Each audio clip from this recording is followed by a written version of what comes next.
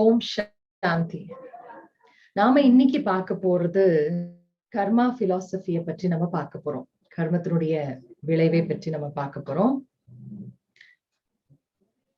நாம எல்லாருமே நம்ம தெரிஞ்சுட்டோம், we are all souls, ஆத்மாக்கள்.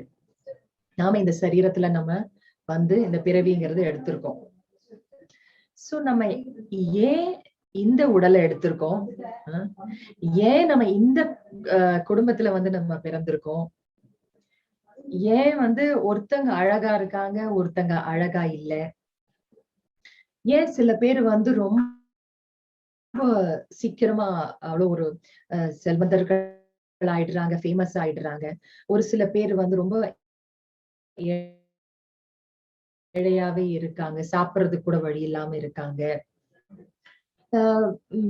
எனக்கு ஏன் இப்படி இவ்வளவு கம்மியா இருக்கு, அவங்களுக்கு ஏன் அவ்வளவு அதிகமா இருக்கு, கடவுள் ஏன் வந்து இந்த மாதிரி அவர் வந்து செய்தாரு, ஏன் கடவுள் வந்து எல்லாருக்குமே வந்து ஒரே மாதிரியா அவர் செய்ய மாட்டாரா?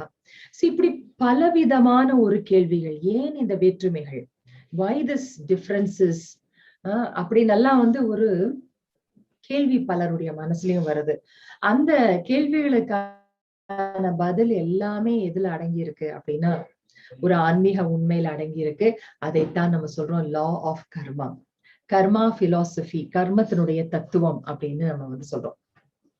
பொதுவாகவே என்ன சொல்லுவாங்க, நம்ம என்ன கொடுத்தோமோ அது நமக்கு திரும்பி வரும் இல்லையா? So what comes around goes around, life is made of action and reaction அப்படிங்கறதெல்லாம் நம்ம கேள்விப்பட்டிருக்கோம். நீங்க உதாரணத்திற்கு நீங்க வந்து ஒரு நல்ல ஒரு வைப்ரேஷனை நீங்க வந்து ஒரு நாள் பூரா நீங்க வந்து ஸ்ப்ரெட் பண்ணீங்கன்னு வைங்களேன், அன்னைக்கு வந்து அன்றைய நாளே உங்களுக்கு வந்து ரொம்ப நல்லா இருக்கிறதா உங்களுக்கு வந்து ஃபீல் ஆகும். ஒரு சின்ன உதாரணம், நீங்க வந்து நடந்து போயிட்டு இருக்கீங்க, கார்டன்ல வாக்கிங் போயிட்டு இருக்கீங்க, இல்ல அப்போ எதிரில வராங்க, வாக்கிங் பண்ணிட்டு ஒரு சில பேர் வராங்க, அப்ப நீங்க ஸ்மைல் பண்றீங்க. இப்ப நீங்க ஸ்மைல் பண்ணீங்க அப்படின்னா கண்டிப்பா எதிரில இருக்கிறவங்களும் என்ன பண்ணுவாங்க, they will also smile back at you, right? அவங்களும் திரும்ப உங்களை பார்த்து புன்முறுவல் செய்வாங்க. உங்களை தெரியலன்னாலும் கூட, நீங்க யாருன்னு தெரியலன்னாலும் கூட உங்களை பார்த்து அவங்க புன்முறுவல் செய்வாங்க.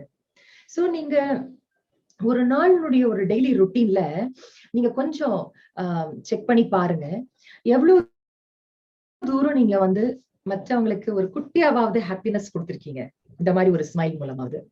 இல்ல உங்களுக்கு யாராவது ஹாஸ்பிட்டல்ல உங்களுக்கு தெரிஞ்சவங்களோ ஃப்ரெண்ட்ஸ் ஆர் ரிலேட்டிவ்ஸ் வந்து ஹாஸ்பிட்டல்ல இருக்காங்க, சோ நீங்க ரிங் பண்ணி அவங்களுடைய உடல் நலம் விசாரிச்சீங்க, இல்ல ரொம்ப வயசானவங்களை நீங்க எங்கேயாவது பாக்குறீங்க பொது இடங்கள்ல, அவங்களுக்கு ஏதோ ஒரு உதவி நீங்க வந்து செய்றீங்க, யாருன்னு தெரியாது. அப்போ அவங்களுக்கு ஒரு உதவி செய்யும் பொழுது சமயத்துல at the time of need, அப்போ அவங்க உங்களுக்கு நன்றி சொல்றாங்க இல்லையா?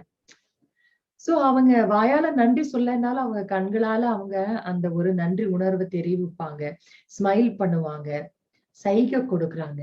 சோ அது வந்து உங்களுக்குள்ள என்ன ஒரு ஃபீலிங் கொண்டு வருது, அவ்வளவு ஒரு பாசிட்டிவ் வைப்ஸ் நீங்க வந்து ஃபீல் பண்றீங்க. அவர்களுடைய நன்றி உணர்வு உங்களுக்கு வந்து ரீச் ஆகுது. அது உங்களுக்கு எவ்வளவு ஒரு சந்தோஷத்தை வந்து கொடுக்குது இல்லையா? அதே மாதிரி ஏன்னா நீங்க சந்தோஷத்தை கொடுத்தீங்க, அதனால உங்களுக்கு அந்த சந்தோஷம் கிடைச்சிருக்கு.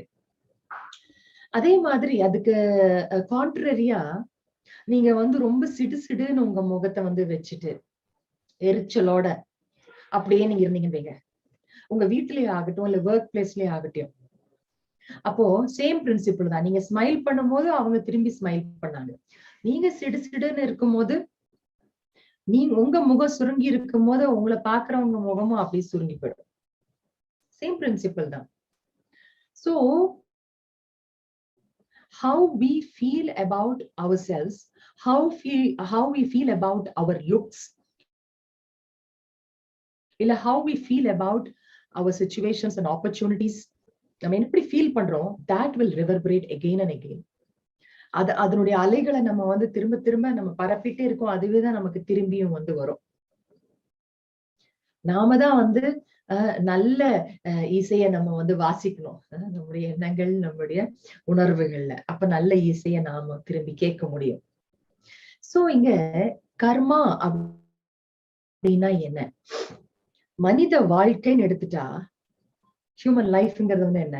சோல் பிளஸ் ஹியூமன் பாடி ரெண்டும் இணைஞ்சு ஒர்க்கிங் இன் யூனிசன் இல்லையா? அதுதான் ஹியூமன் லைஃப். அப்ப ஹியூமன் லைஃப்ல கண்டிப்பா என்ன இருக்கு? மனுஷங்க நம்மளை சுத்தி இருக்காங்க, ரிலேஷன்ஷிப்ஸ் இருக்கு, அதே மாதிரி நம்ம பேசுறோம், செயல்கள் வந்து இருக்கு. நம்ம இதெல்லாம் எதுவுமே பேசாம செய்யாம அப்படியே ஸ்டில்லா இருக்கக்கூடிய உலகம் இதுவல்ல. ஸ்டில்னஸா இருக்கக்கூடிய உலகம் எது தெரியுமா? அந்த பரம்தாம், இந்த சோல் வேர்ல்ட். இந்த உலகத்துக்கெல்லாம் அப்பாற்பட்ட அந்த பரம்தாம தான் நம்ம வந்து சொல்றோம், சோல் வேர்ல்ட. அதனால இந்த உலகத்துல வந்து கண்டிப்பா ஆக்ஷன், அதாவது செயல்கள் கண்டிப்பா இருக்கு. நம்ம செய்துதான் ஆகணும். நம்ம எல்லாருமே இந்த உலக நாடக மேடையில நம்ம இருக்கோம், பார்ட் பிளே பண்ணிதான் ஆகணும். சோ அந்த ஆக்ஷன்ஸுக்கு பேரு தான் கர்மா. கர்மா மீன்ஸ் ஆக்ஷன், செயல். அப்ப நாம என்ன செய்யறோமோ, அதாவது இந்த ஒரு பிசிக்கல் ஆர்கன்ஸ், அதாவது இந்த ஸ்தூல கர்மேந்திரியங்கள், இந்த உடல், இதன் மூலமா என்ன நம்ம வேலை செய்யறோமோ அதுக்கு பேர் என்ன? கர்மா. கண் மூலமா, காதுகள் மூலமா கேட்கிறோம், வாய் மூலமா பேசுறோம், கை கால்கள் மூலமா வேலைகளை செயல்களை செய்யறோம், அது எல்லாமே என்னது? கர்மா. கர்மால ஒரு, அதாவது ஸ்தூலமான கர்மா, சூட்சமமான கர்மான்னு கூட நம்ம வந்து ரெண்டா சொல்லலாம். நம்ம ஸ்தூலமான கர்மானா என்ன? இந்த பிசிக்கல் பாடி மூலமா நம்ம செய்யக்கூடிய செயல்கள். சூட்சமமான கர்மானா என்ன? மனசால. So what we think in our mind is subtle form of karma. சூட்சமமான ஒரு கர்மா அது. ஏன்னா எண்ணங்கள் என்னவோ அதுதான் வந்து பேச்சாவும் செயலாகவுமே ஆகுது. தாட்ஸ் ஆர் த சீட் அப்படின்னு சொல்றோம். இல்ல வந்து தாட்ஸ் ஆர் என்னன்னு சொல்லுவோம், parent of a performed action கூட சொல்லலாம். எண்ணத்துல இருந்தா வருது. நான் நினைக்கவே இல்லை, ஆனா பேசிட்டே எல்லாம் யாரும் சொல்ல முடியாது. மனசுல அந்த தாட் வராம பேச முடியாது. கண்டிப்பா அது வந்து வருது வார்த்தைகள், ஐ மீன் எண்ணங்கள் வார்த்தைகளா வருது. சோ ஃபர்ஸ்ட் மனசுலதான் வருது. அதனால நம்ம பேசுற பேச்சு, செய்யற செயல் மட்டும் கர்மா கிடையாது. ஈவன் திங்கிங் இஸ் அ கர்மா. அதனாலதான் பெரியவர்கள் சொல்லி வச்சிருக்காங்க, நல்லதையே நினை இல்லையா? ஃபீல் பண்றீங்க, ஒரு ஃபீலிங்ஸ் வருதுல்ல, நீங்க அப்படியே மூட் ஆஃப் ஆகுறீங்கன்னு வைங்க, அந்த ஒரு விதமான ஒரு ஃபீலிங்ல, லோ ஃபீலிங்ல போறீங்கன்னு வைங்க. சோ அந்த ஃபீலிங் வந்து உங்களுக்கும் ஒரு மனசுல நிம்மதியை வந்து கெடுத்துருதா? அப்ப அந்த ஃபீலிங் கூட ஒரு கர்மா தானே. சோ நீங்க ஃபீல் பண்றது மத்தவங்களுக்கும் அது வைப்ரேட் ஆகுது. சோ சூட்சமமானதும் வந்து இருக்கு. அதனால நம்மளுடைய ஃபீலிங்ஸ், நம்மளுடைய ஆட்டிடியூட்னா நம்முடைய உள் உணர்வு, அதுவும் வந்து கர்மால அடக்கும். சோ ஏன்னா நம்ம வந்து பேசாம இருக்கலாம், வாய் பேசாம இருக்கலாம், செயல் செய்யாம இருக்கலாம். ஆனா மனசுக்குள்ள அப்படியே திட்டிக்கிட்டு இருந்தீங்கன்னு வைங்க யாரையாச்சும், என் மனசுக்குள்ள யாரையாவது நீங்க கிரிட்டிசைஸ் பண்ணிட்டு இருக்கீங்க, மனசுக்குள்ள அப்படியே கோபம் யார் மேலயும் உங்களுக்கு வந்துட்டு இருக்கு, அதுவும் கர்மா தான். That is also an action. So அந்த மாதிரி சட்டில் லெவல்லயும், சூட்சம ரீதியிலையும் நம்ம வந்து கர்மா செய்துட்டு இருக்கோம் அப்படிங்கறத நம்ம புரிஞ்சுக்கணும். சோ நம்ம இந்த கர்மாவுடைய ஒரு லா வந்து என்ன, கர்மத்தினுடைய விதி என்னங்கிறத தெரிஞ்சுக்கணும். ஆக்சுவலா ஒரு விஷயம் என்னன்னா, கர்மாங்கிற அந்த வார்த்தை இருக்கு இல்லையா, அத ஆஃபன் எதுக்காக வந்து யூஸ் பண்றாங்க அப்படின்னா, ஒரு ஒரு இந்த கான்டெக்ஸ்ட் ஆஃப் பனிஷ்மெண்ட். என்ன பண்றது, என் கர்ம, என்னுடைய கர்மா அப்படின்னு சொல்லிப்பாங்க. சோ அந்த மாதிரி ஒரு பனிஷ்மெண்ட்டுக்காக யூஸ் பண்ற வார்த்தையா வந்து இருக்கு. என்ன பண்றது, என் கஷ்டகாலம் அப்படிங்கிறதுக்காக கூட சொல்லிப்பாங்க, என் கர்மா வினை அப்படின்னு. அப்போ அந்த மாதிரி இதான் வந்து கர்மாவை யூஸ் பண்றாங்க. ஆனா நம்ம இன்னொரு கான்டெக்ஸ்ட்லயும் நம்ம வந்து யூஸ் பண்ணலாம். நமக்கு அது ஒரு வெகுமதி. இப்ப நமக்கு வந்து ஒரு நல்லது நடக்குது அப்படின்னா எதிர்பார்க்கவே இல்லை. ஆனா ஒரு பெரிய ஒரு வெற்றி, சக்சஸ். அப்ப அது வந்து என்னது? அதுவும் நம்முடைய கர்மா. நம்முடைய குட் கர்மா. நம்ம செய்த அது ஒரு ஆக்ஷனுடைய ஒரு ரியாக்ஷன் தான் இது. சோ அதனால கர்மாங்கிற ஒரு விஷயத்த தத்துவத்தை நம்ம தெரிஞ்சுக்கும் பொழுது நமக்கு ஆக்சுவலா நிறைய பெனிஃபிட் வந்து இருக்கு. நமக்கு ஒரு சுய முன்னேற்றம் அப்படிங்கிறது வந்து இருக்கு. ஒரு லா அப்படின்னு இருக்கும்போது, சட்டம்னு ஒண்ணு இருந்ததுன்னா அந்த சட்டத்தை கட்டாயம் நம்ம வந்து தெரிஞ்சிருக்கணும், அதை ஃபாலோ பண்ணணும். ரோட்ல போகும்போது இதுதான் வந்து இருக்கு ரூல்ஸ். இப்படிதான் வந்து கீப் ரைட் ஆர் கீப் லெஃப்ட்னு ஒவ்வொரு நாட்டுக்கு என்னென்ன ரூல்ஸ் இருக்கோ அதுக்கு தகுந்தாற் போலதானே வந்து போகணும். அந்த லா வந்து நம்ம ஃபாலோ பண்ணிதானே ஆகணும். நீங்க லா பிரேக் பண்ணினாலும் லா is a law. law never changes. ஆனா நீங்க வந்து அந்த லாவை பிரேக் பண்ணிட்டீங்க, சட்டத்துக்கு புறம்பா நீங்க நடந்தீங்க அப்படின்னா அங்க வந்து ஒரு குழப்பம் ஏற்படும். நீங்க வந்து லெஃப்ட்ல போகிறதுக்கு பதிலா நீங்க ரைட் கீப் லெஃப்ட்னு ரோட்ல ரூல் இருக்கு. ஆனா நீங்க ரைட்ல போறீங்க. அப்ப பிரச்சனை வரும். இல்ல ரெட் சிக்னல் போடும்போது ஸ்டாப் பண்ணணுங்கிறது நியமம். ஆனா நீங்க நேரா போறீங்க. அப்ப ஆக்சிடென்ட்க்கு வாய்ப்பு இருக்கு. பெனால்ட்டியும் நீங்க பே பண்ணி ஆகணும். So if you break the law, it creates disorder, chaos. குழப்பத்தை வந்து அது கொண்டு வருது. சோ அதே போலதான் இந்த கர்மா லாவை பத்தியும் நம்ம வந்து தெரிஞ்சுக்கணும். இந்த கர்மத்தினுடைய விதியை நம்ம வந்து தெரிஞ்சுக்காததுனாலதான் மனிதர்களுடைய வாழ்க்கையில நிறைய கேயாஸ், நிறைய குழப்பங்கள் வந்து இருக்கு. ஒரு சந்தோஷம் வந்து இல்ல லைஃப்ல.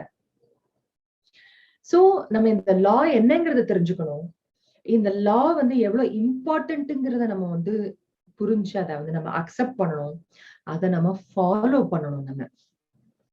அப்போ அந்த மாதிரி நம்ம வந்து ஃபாலோ பண்ணும் பொழுது நமக்கு வந்து அதன் மூலமா நமக்கு நன்மைங்கிறது வந்து கிடைக்குது. சரி, what is the law of karma? கர்மத்தினுடைய விதி என்ன? நம்ம எல்லாருக்குமே தெரியும். என்னது? நம்ம என்ன கொடுக்கிறோமோ அது திரும்ப வரும். So Newton's third law of thermodynamics என்ன சொல்லுது? அதுதான் karmic law. Every action has its own equal and opposite reaction. ஆப்போசிட்ல திரும்பி எனக்கே வரும். நான் என்ன செய்யணும்? ஈக்குவலா வந்து எனக்கு வந்து சேரும். சோ நான் நல்லது செஞ்சேன் அப்படின்னா எனக்கு நல்லது வரும். நான் யாருக்காவது தொல்லை கொடுத்தேன், எனக்கு துன்பம் வரும். நான் கொடுத்ததுதான் எனக்கு திரும்பி வரும். சோ கர்மா லா அதுதான் வந்து சொல்லுது. இப்போ ரோட்ல இது மாதிரி ஒரு ரூல்ஸ் இருக்கு. அந்த சட்டத்தை நீங்க வந்து ஃபாலோ பண்ணணும். ஆனா நீங்க சொல்றீங்க, நான் இந்த நாட்டுக்கு புதுசு, அதனால எனக்கு தெரியல, நான் வந்து இப்படி ஒன் வேல நான் போயிட்டேன், இந்த மாதிரி ஒரு இதுல நான் வந்து போயிட்டேன், பிகாஸ் ஐ எம் இக்னோரண்ட் அப்படின்னு நீங்க சொன்னீங்கன்னா உங்களை விட்டுருவாங்களா? நீங்க தப்பு பண்ணிட்டீங்க, மீறிட்டீங்க நீங்க சட்டத்தை. மீறினதுக்கு அப்புறமா ஐ எம் இக்னோரண்ட் அப்படின்னு சொன்னாலும் விட மாட்டாங்க. You have to pay the penalty. Fine கட்டி தான் ஆகணும். நீங்க அதுக்கான தண்டனை நீங்க வாங்கிதான் ஆகணும். So ignorance of the laws does not absolve us from reaping the consequences of our actions. எனக்கு தெரியல, தெரியாம நான் பண்ணிட்டேன் அப்படின்னா, தெரியாம தப்பு பண்ணாலும் அது இன்னொருத்தங்களுக்கு போய் அது பாதிப்பு ஆயிடுச்சு இல்ல, தவறுன்னு ஒண்ணு நடந்தாச்சு. அதுக்கான கான்சிக்வன்சஸ், எதிர் விளைவுகளை நான் சந்திச்சுதான் ஆகணும். அங்க வந்து என்னுடைய அறியாமைலாம் நான் வந்து பேச முடியாது. இன்னொரு விஷயம் என்ன அப்படின்னா, இந்த லா ஆஃப் கர்மால ஒரு உதாரணம். இப்ப நீங்க ஒரு உங்களுடைய ஏதோ உங்களுடைய டைம் அண்ட் எனர்ஜி, உங்களுடைய பொருளை ஒரு ஒரு வேலைக்காக நீங்க இன்வெஸ்ட் பண்றீங்க. நீங்க முதலீடு பண்றீங்க. ஓகே. சோ நீங்க முதலீடு பண்ணும் பொழுது அதற்கான ஒரு ரிட்டர்ன் வருது அப்படின்னா, அதற்கான ரிட்டர்ன் நீங்க முதலீடு பண்றீங்க ஒரு தொழில்ல இல்ல ஒரு வேலையில டைம் அண்ட் எனர்ஜி. அப்ப அதற்கான ரிட்டர்ன் உங்களுக்கு திரும்பி வர்றதுங்கிறது ஒரு விஷயம். ஓகே. இன்னொரு கேஸ் இருக்கிறதா பாத்துப்போம். என்னன்னா, நீங்க இன்வெஸ்ட்மெண்ட் பண்றீங்க. ஆனா வேற ஒருத்தருக்கு அந்த முதலீட்டினுடைய பலன் வேற ஒருத்தருக்கு கிடைக்குது. எது உங்களுக்கு பிடிக்கும்? நீங்க உங்களுடைய டைம், எனர்ஜி, பைசா எல்லாம் போட்டு தொழில் பண்றீங்க. ஆனா அதனோட பலன் வேற யாரோ எடுக்கிறாங்க அப்படின்னா, will that excite you? No. நான் முதலீடு பண்ண, I want to take the returns. அப்படித்தானே பொதுவாக நம்ம நினைப்போம். So karma as a principle என்னன்னா, it makes sure that your investment will never go waste. Never. Even across lifetimes. எத்தனை பிறவிகள் எடுத்தாலும் நீங்க என்ன போட்டீங்களோ அது உங்களுக்கு பின்னாலேயே உங்களுக்கு கிடைச்சிடும் அதனோட ரிட்டர்ன். எத்தனை பிறவிகள் எடுத்தாலும் சரி. சோ கர்மா ஒரு விதத்துல என்ன அப்படின்னா, it is a guiding principle. என்ன சொல்லுது நமக்கு இந்த கர்மா பிரின்சிபிள்? நான் ஆத்மா அழியாதவன், என் கூட என்ன வரும் அப்படிங்கறதுதான் நமக்கு இது கர்மா பிரின்சிபிள் சொல்லுது. நீ உன் கூட நீ செய்யற கர்மாவை தான் நீ எடுத்துட்டு போக முடியும் அப்படின்னு இந்த ஒரு இட்டர்னல் லா நமக்கு சொல்லுது. எல்லாருமே தான் சொல்லுவாங்க, போகும்போது என்னத்தங்க நம்ம கொண்டு போறோம், வெறுங்கையோட தான் நம்ம போறோம் அப்படின்னு பேசுவாங்க. நல்லா சம்பாதிச்சு அவர் நினைச்ச மாதிரி ஒரு நல்ல பெரிய வீடு அழகா பார்த்து கட்டுனாரு. கட்டிட்டு ஒரு வாரம் கூட இல்ல, ஹார்ட் அட்டாக்ல போயிட்டார். அப்ப அவர் வீட்டுல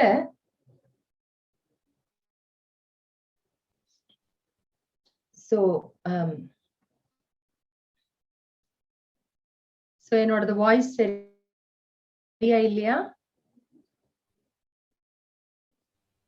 My audio is okay for all of you? Chat box ல உங்க பதில் போடுங்க. Okay?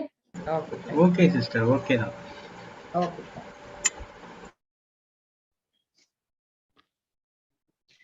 So அவருடைய உடலை வச்சிருப்பாங்களா? அவருதான் அந்த வீடை கட்டுனாரு. ஆனா அவர் உடலை அந்த வீட்டுக்குள்ள வைப்பாங்களா? வைக்க மாட்டாங்க. சோ அப்போ அவர் போயிட்டார். அவரை கொண்டு போயிட்டு இருக்காங்க, மயான பூமிக்கு கொண்டு போயிட்டு இருக்காங்க. அப்ப அந்த மயான பூமிக்கு போயிட்டு இருக்கும் போது அந்த அந்த சடலத்துக்கு பின்னால ஒரு ஊர்வலம் போகுது. அவங்களுடைய சொந்த பந்தம், அவங்க ஃபேமிலி மெம்பர்ஸ் கூட எல்லாம் போறாங்க. அப்போ அவங்க எல்லாம் என்ன பேசிக்கிறாங்க, எல்லாம் எவ்வளவு அவன் சேர்த்தி வச்சான், எல்லாம் பண்ணான், எல்லாத்தையும் அவன் விட்டுட்டு தான் போறான் அப்படின்னு பேசுவாங்க. எதையாவது கொண்டு போக முடியுதா? எல்லாத்தையும் விட்டுட்டு தான் போறாங்க. போயிட்டு கிரிமேட்டோரியம்ல எல்லாம் முடிச்சுட்டு திரும்பி போகும்போது சொல்லுவாங்க, எதை எடுத்துட்டு போறான், எல்லாத்தையும் விட்டுட்டு தான் போறான். ரிட்டர்ன் வரும்போது எதை விட்டுட்டு போயிருக்கா நாம அள்ளிக்கலாம் அப்படிங்கிற ஒரு தாட் தான். மறந்து போயிடுது. அந்த சுடுகாட்டு வைராக்கியம்னு சொல்லுவாங்க பாருங்க, அந்த நேரத்துலதான் அந்த ஞானம் எல்லாம் அப்படியே ஏதோ டச் ஆகுது, அதுக்கப்புறம் மறந்து போயிடுது. ஏன் அந்த சாவு வீட்லயோ இல்ல அந்த மயான பூமியிலயோ ஏன் எல்லாருக்குமே அந்த ஆத்ம ஞானம் டச் ஆகுது? ஏன் தெரியுமா? ஒரு ஆத்மா அது அந்த உடல்ல இருந்து பிரிஞ்சு தனியா போயிடுச்சு. அந்த பாடி கான்சியஸ்னஸ்ல இருந்து அது விலகிடுச்சு. ஒரு ஆத்மா விலகி தனியா போன உடனே எல்லாருக்கும் அந்த ஆத்ம ஞானம் அப்படியே லேசப்படுது மனசுல. ஆனா வாழ்ந்து கொண்டிருக்கும் பொழுது அது வந்து அவர்களுக்கு அது தெரிவதில்லை. அந்த ரியலைசேஷன் வந்து இருக்கிறது கிடையாது. சோ அதனாலதான் நாம இந்த வாழ்ந்து கொண்டு இருக்கும் பொழுதே அந்த கர்மாவுடைய ரியலைசேஷன் வேணும். நான் கொண்டு போறது, நான் படிப்பையோ, நான் என்ன வாங்கின பட்டத்தையோ, விருதுகளையோ, வேற எந்த பொசிஷனையோ, வீட்டையோ, இல்ல வேற யாரையோ கூட நான் கூட்டிட்டு போக முடியாது. நான் ஆத்மா இந்த உடல்ல இருக்கும் பொழுது என்ன செயலை செய்கிறேனோ அந்த செயலினுடைய பதிவுகளை நான் எடுத்து செல்கின்றேன். பதிவுகள் என்பது பாவம்ங்கிற ரூபத்திலும் புண்ணியம்ங்கிற ரூபத்திலும் பதிவாகின்றன. அந்த I only take the residue of the karma. அததான் நான் வந்து எடுத்துட்டு போறேன். சோ நம்ம வந்து இந்த கர்ம தத்துவம் வந்து நமக்கு அந்த ஆத்மாவினுடைய ஒரு நிரந்தரமான விஷயம் என்ன அப்படிங்கறத புரிய வைக்குது. அதே நேரத்துல நாம தான் நம்மளுடைய எதிர்காலத்தை நாம உருவாக்கி கொள்றோம். We are creating our life. நாம தான் வந்து நம்மளுடைய வாழ்க்கையை நம்ம மாற்றிக்கொள்கிறோம். I have the power to transform my life. ஏன்னா எனக்கு வந்து ஒரு சந்தோஷம் கிடைக்குதுன்னா நான் செய்த கர்மாவனால அதனுடைய பலன். அப்ப எனக்கு ஒரு ஹாப்பி லைஃப நான் எதிர்காலத்துல அமைச்சுக்கணும்னா அது என் கையில இருக்கு இப்போ. So actions are like seeds. விதை மாதிரி. சோ விதை போட்ட மரம் முளைச்சு அதனுடைய பலன் கிடைக்குது இல்லையா? அது மாதிரி நான் வந்து ஒரு செயலை செஞ்சேன் அப்படின்னா அதற்கான பலன் எனக்கு வந்து கிடைக்கும். எப்படி ஒரு சில விதைகள் வந்து பாத்தீங்கன்னா, இப்ப இந்த நவராத்திரி டைம்ல எல்லாம் கூட கோலு டைம்ல எல்லாம் கூட என்ன பண்ணுவாங்க, தொட்டியில வந்து போடுவாங்க. வெந்தயம், கடுகு இதெல்லாம் போடுவாங்க. போட்டா அந்த தொட்டில உடனே 2 நாள் அப்படியே முளைச்சு வந்துரும் செடி. சோ ஃபியூ டேஸ்க்குள்ளேயே அந்த வெந்தய கீரை உங்களுக்கு எடுத்து சாப்பிட்டுக்கலாம், பயன்படுத்திக்கலாம். ஒரு சில விதைகள் வந்து பாத்தீங்க அப்படின்னா தக்காளி, பச்சை மிளகாய், சோ அதெல்லாம் ஒரு ஒரு அந்த மாதிரி ஒரு 2 மாசம் அந்த மாதிரி எல்லாம் வளருதுன்னு வைங்க. அதுக்கப்புறம் தான் அதனுடைய பலன் வந்து கிடைக்கும். ஒரு சில விதைகள் வந்து 1 வருஷம் கழிச்சுதான் பலன் வந்து கொடுக்கும், நீங்க எடுத்துக்க முடியும். ஒரு சில இதெல்லாம் வந்து 3 வருஷம் 5 வருஷம் கழிச்சு கூட அதனுடைய பலன் வந்து கொடுக்கும். அந்த பழங்களை அப்புறமா தான் நம்ம வந்து சாப்பிட முடியும். சோ அதே போலதான் நாம செய்யற கர்மாவும், நாம ஒரு செயலை செய்யறோம்னா அதுக்கு உடனடியா கூட பலன் கிடைக்கலாம், இல்ல கொஞ்ச நாள் கழிச்சு கூட நமக்கு வந்து கிடைக்கலாம். நமக்கு கர்மா தத்துவம் வந்து என்ன சொல்லுது? நீ நல்லது செஞ்சா உனக்கு நல்லது, நீ தீயது செஞ்சன்னா உனக்கும் தீமை வந்து சேரும். அப்ப உடனே பொதுவா என்ன சொல்றாங்க, சிஸ்டர் எனக்கு நினைவு தெரிஞ்ச நாள்ல இருந்து நான் நல்லதேதான் சிஸ்டர் எல்லாருக்குமே நான் செஞ்சுட்டு இருக்கேன். ஆனா எனக்குன்னே தான் எல்லாமே கஷ்டங்கள் வந்துட்டு இருக்கு. சோ எனக்குதான் நிறைய சஃபரிங்ஸ். ஆனா இன்னொரு மனுஷன் அவன் பொய் பேசுறான், அவன் ஏமாத்துறான், ஆனா அவன் நல்லா ஓஹோன்னு இருக்கான். அவனுக்கு எல்லாமே வெற்றிகள் எல்லாமே வந்து சேருது. அப்ப எப்படி சிஸ்டர் இந்த கர்ம தத்துவம் வேலை பண்ணவே இல்லையே? சோ கலிகாலத்துல இந்த லா ஏதாவது மாறிடுச்சா அப்படின்னு கூட ஒருத்தர் வந்து கேட்டாரு. சிஸ்டர் இந்த கலிகாலத்துல இந்த ஒரு லா மாறிடுச்சானா, law never changes, law is a law. So நம்ம இங்கதான் நம்ம ஒரு விஷயம் புரிஞ்சுக்கிறோம். எப்படி விதைகளுக்கு தகுந்தாறு போல அதனுடைய பலனை அந்த காலத்துல நம்ம நம்ம எடுக்கிறோம், அறுவடை பண்றோம். அதே போல ஒரு சில செயல்கள் நம்ம இப்ப நல்ல செயல் செஞ்சோம்னா உடனடியாகவே நமக்கு ஒரு பலனும் கிடைக்குது. ஒரு குஷியினுடைய ரூபத்திலேயோ ஆசீர்வாதத்துல அந்த ஒரு பலனும் கிடைக்குது. அதே நேரத்துல நமக்கு எதிர்காலத்திற்கும் அது வந்து நமக்கு கிடைக்கும். ஒரு சில செயல்கள் வந்து நம்ம இப்ப நல்லது செஞ்சோம் அப்படின்னா ஒரு சில மாதங்களோ வருடங்களோ கழிச்சுதான் அதற்கான பலன் நமக்கு வந்து கிடைக்கலாம். ஒரு சில செயல்களுக்கு பல வருடங்கள் கழித்துதான் நமக்கு அதனுடைய பலன் வந்து கிடைக்கும். Okay, let me use my earphone and see. It's maybe because of my internet. because I'm using the mobile data. Wi-Fi is not working.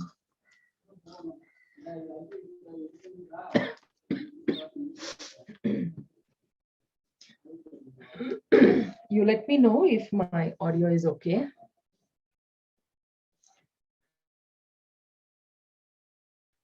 So ஒரு சில செயல்கள் ஒரு சில வருடங்கள் கழித்துதான் நமக்கு வந்து பலன்கிறது வந்து கிடைக்கும். ஒரு சில செயல்களுக்கு அடுத்த பிறவியில தான் நமக்கு வந்து பலன் கிடைக்கும்.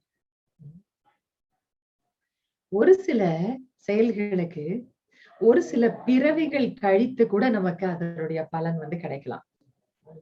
ஆனா அந்த பலனை அனுபவம் பண்றது யாரு? நாம தான்.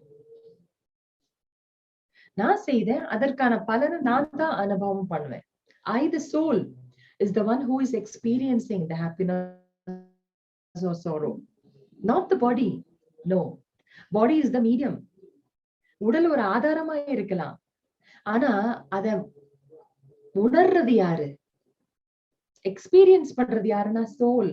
பிகாஸ் டெட் பாடி யாரா அடிச்சாலும் கூட அதுக்கு வலிக்காதே. ஏன்னா அந்த வலியை உணரக்கூடிய சோல், ஆத்மா அங்க இல்ல தானே. அப்போ ஆத்மாதான் வந்து எக்ஸ்பீரியன்ஸ் பண்ணுது சந்தோஷத்தையோ துக்கத்தையோ.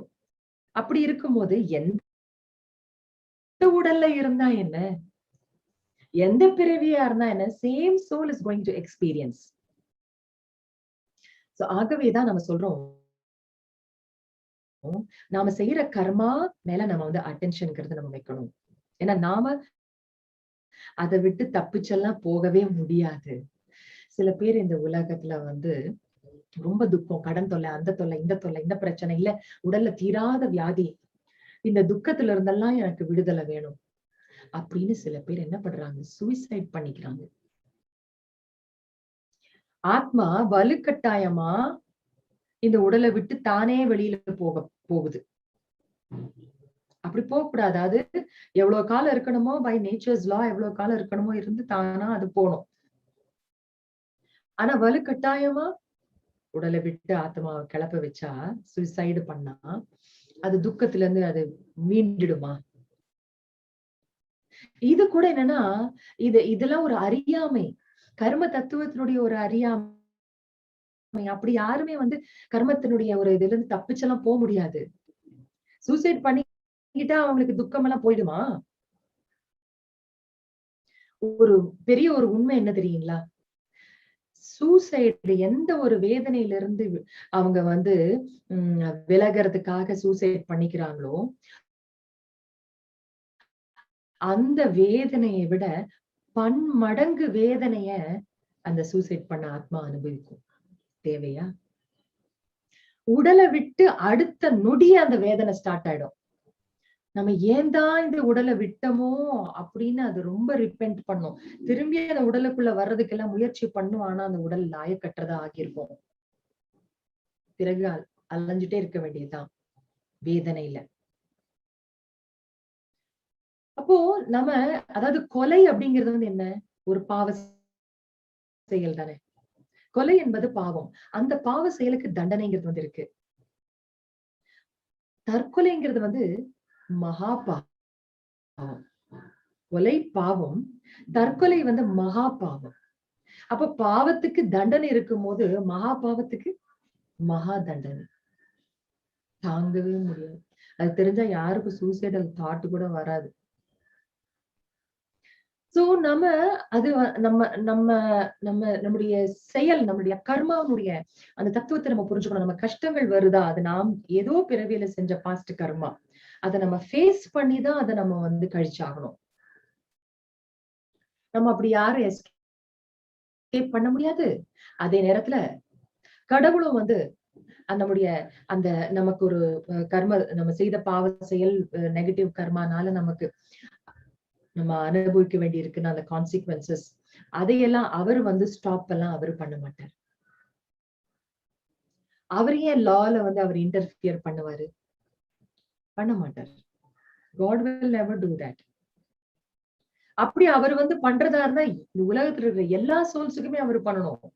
குட்டி பாவம் பண்ணவன், பெரிய பாவம் பண்ணவன், அப்ப யாருக்குமே அதனுடைய விளைவுகளே இல்லாம எல்லாம் சமமா ஆக்கிடணும். அது நடக்காது. அதுக்கு அப்படி இருந்ததுன்னா இந்த லாவே தேவையே இல்லையே. நல்லது செஞ்சா நல்லது, கெட்டது செஞ்சா கெடுதல், ஆக்ஷனுக்கான ரியாக்ஷன் அப்படிங்கிறது இந்த லா தேவையே இல்லையே. அவர் இன்டர்ஃபியர் ஆகிறதா இருந்தா. சோ அப்படி கிடையாது.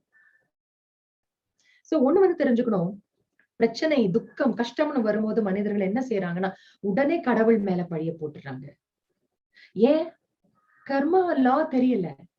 தான் செஞ்ச பாஸ்ட் கர்மானாலதான் தனக்கு வந்திருக்குங்கிறத ரியலைஸ் பண்ணாததுனால, காரணம் புரியாம அவர் மேல போய் பழிய போட்டுற வேண்டியது. ஏன் தான் எனக்கு இந்த மாதிரி கஷ்டத்தை கொடுக்கிற இறைவா? உனக்கே இது நல்லா இருக்கா? நீ இந்த மாதிரி நான் என்ன ஒரு விளையாட்டு பொம்மையா? என்னை இந்த மாதிரி சோதிச்சுட்டு இருக்கிற? இப்படி எல்லாம் டயலாக் சொல்லிருக்கீங்களா இல்லையா? இது அறியாமைனால சொல்ற வார்த்தைகள். God never punishes us. அவர் வந்து நமக்கு பனிஷ்மெண்ட் எல்லாம் கொடுக்கறது கிடையாது. நம்முடைய கர்மாவே நமக்கு திரும்பி வந்து பனிஷ்மெண்ட் கொடுக்குது. அதற்கான எதிர் விளைவுகள். கடவுள் வந்து அன்பு கடல், கருணை கடல். அவர் நமக்கு பொழிந்து கொண்டேதான் இருப்பார். அன்பா வந்து ஒரு குழந்தை வந்து ஏமாத்தி அம்மாக்கு தெரியாம ஒரு பொருள் எடுத்து சாப்பிட்டுருச்சு. பூஜைக்காக ஏதோ வச்சிருந்தாங்க, ஆனா தெரியாம எடுத்து சாப்பிட்டுச்சு. அம்மாக்கு தெரிஞ்சு போச்சு. ஆனா அம்மா பாக்குறா வந்து உண்மையை சொல்லுதா குழந்தைன்னு. அப்ப அந்த அம்மா என்ன பண்றா?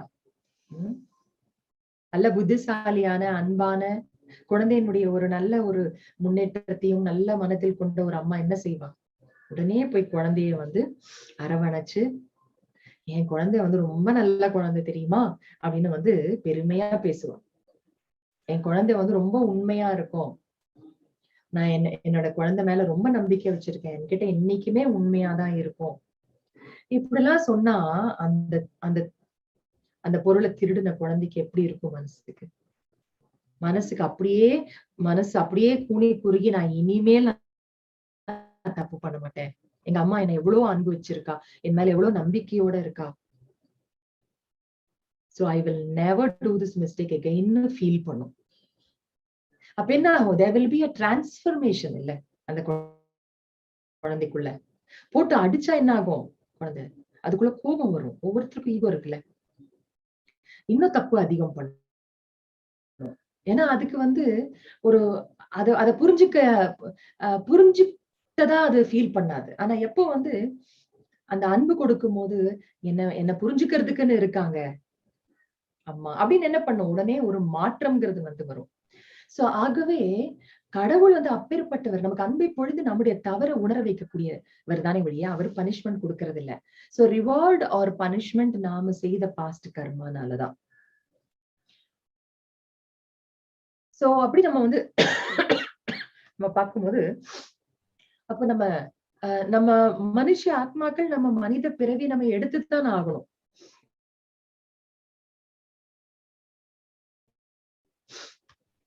ஒரு உடலை விட்டு ஆத்மா கிளம்பியாச்சுன்னா மறுபடியும் வயிற்றுல அந்த ஆத்மா போய் இறங்கி அது இன்னொரு பிறவிங்கிறத வந்து எடுக்கும். சோ அதனால நமக்கு அந்த லா ஆஃப் கர்மா என்ன சொல்லுது? சீட் எப்படியோ அப்படிதான் மரம் அப்படின்னு. நம்ம என்ன விதை விதைக்கிறோமோ அந்த மரம் தானே வரும். ஆப்பிள் விதையில ஆப்பிள் மரம் தானே வரும். மாங்கொட்டை போட்டா மாமரம் தானே வரும். வேற மரம் வராதே. சோ நம்ம என்ன செயல் செய்யறோமோ அதற்கான பலன் தான் நமக்கு வந்து கிடைக்கும்.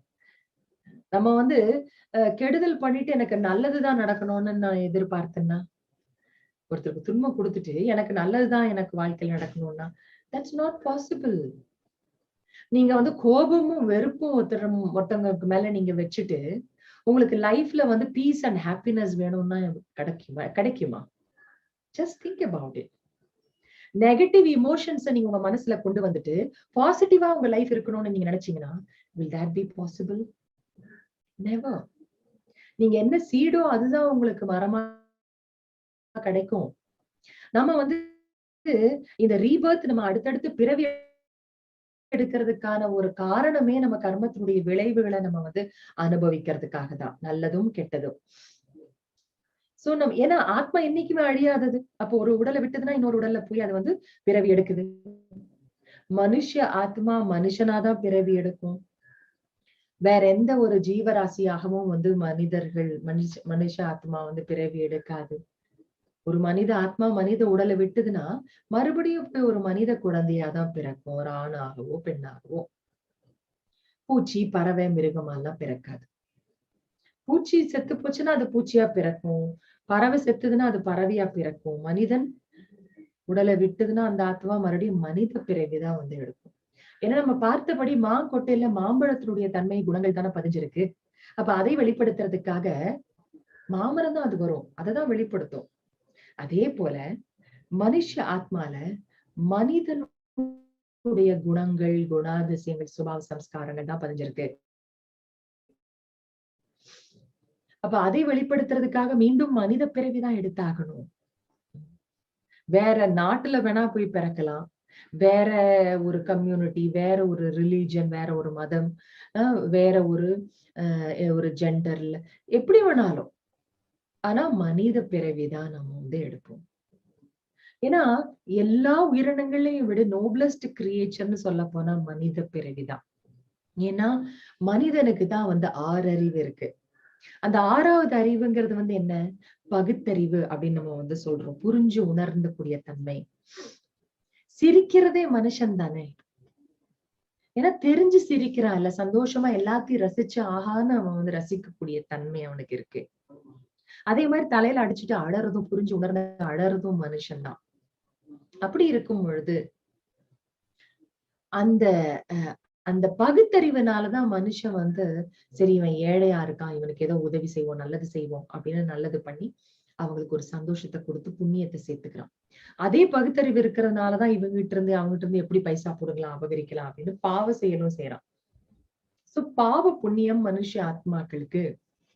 அப்போ மனிதனாக இருந்து பாவத்தையும் புண்ணியத்தையும் செய்யும் பொழுது மீண்டும் மனிதனாக பிறந்துதான் அதனுடைய பலாபலனை வந்து எடுக்கணும். போய் ஒரு எறும்பா பிறந்தா என்ன புரிஞ்சுக்க முடியும்? எப்படி அதனுடைய விளைவுகளை நம்ம வந்து எக்ஸ்பீரியன்ஸ் பண்ண முடியும், உணர முடியும்? எந்த புத்தியால அந்த செயலை செஞ்சோமோ அதே புத்தியுடைய அதே மனித பிறவி எடுத்துதான் நம்ம கார்மிக் அக்கவுண்ட்ஸ் நம்ம வந்து டேலிங்கிறத நம்ம பண்ணணும். சோ அதனாலதான் மனுஷ ஆத்மா மீண்டும் போய் மனித குழந்தையாகத்தான் போய் பிறவி எடுக்குது. சோ இதுல இன்னொன்னு புரிஞ்சுக்கணும். நம்ம கர்மத்தினுடைய நமக்கு ஒரு கஷ்டம்னு ஒண்ணு வருது அப்படின்னா அப்பதான் கடவுளை வந்து திட்டுவாங்க. நல்லது வந்திருக்கும் போது எங்க கடவுளை நினைக்கிறாங்க? பலரும் அவரு நினைக்கிறதுல அதுல ஏதாவது பிசினஸே லாஸ் ஆச்சுன்னா கடவுளே இப்படி பண்ணிட்டேம்பாங்க. அதே பிசினஸ் நல்லா ஓஹோன்னு வந்ததுன்னா என்னுடைய சாமர்த்தியம்னு சொல்லிடுவாங்க. அங்க கடவுள்லாம் காணோம். சோ மோஸ்ட்லி பிரச்சனை வரும்பொழுது அதற்கான காரணம் கடவுள்னு நினைக்கிறாங்க சில பேர். இல்லைன்னா சில பேர் என்ன தெரியுமா சொல்லுவாங்க?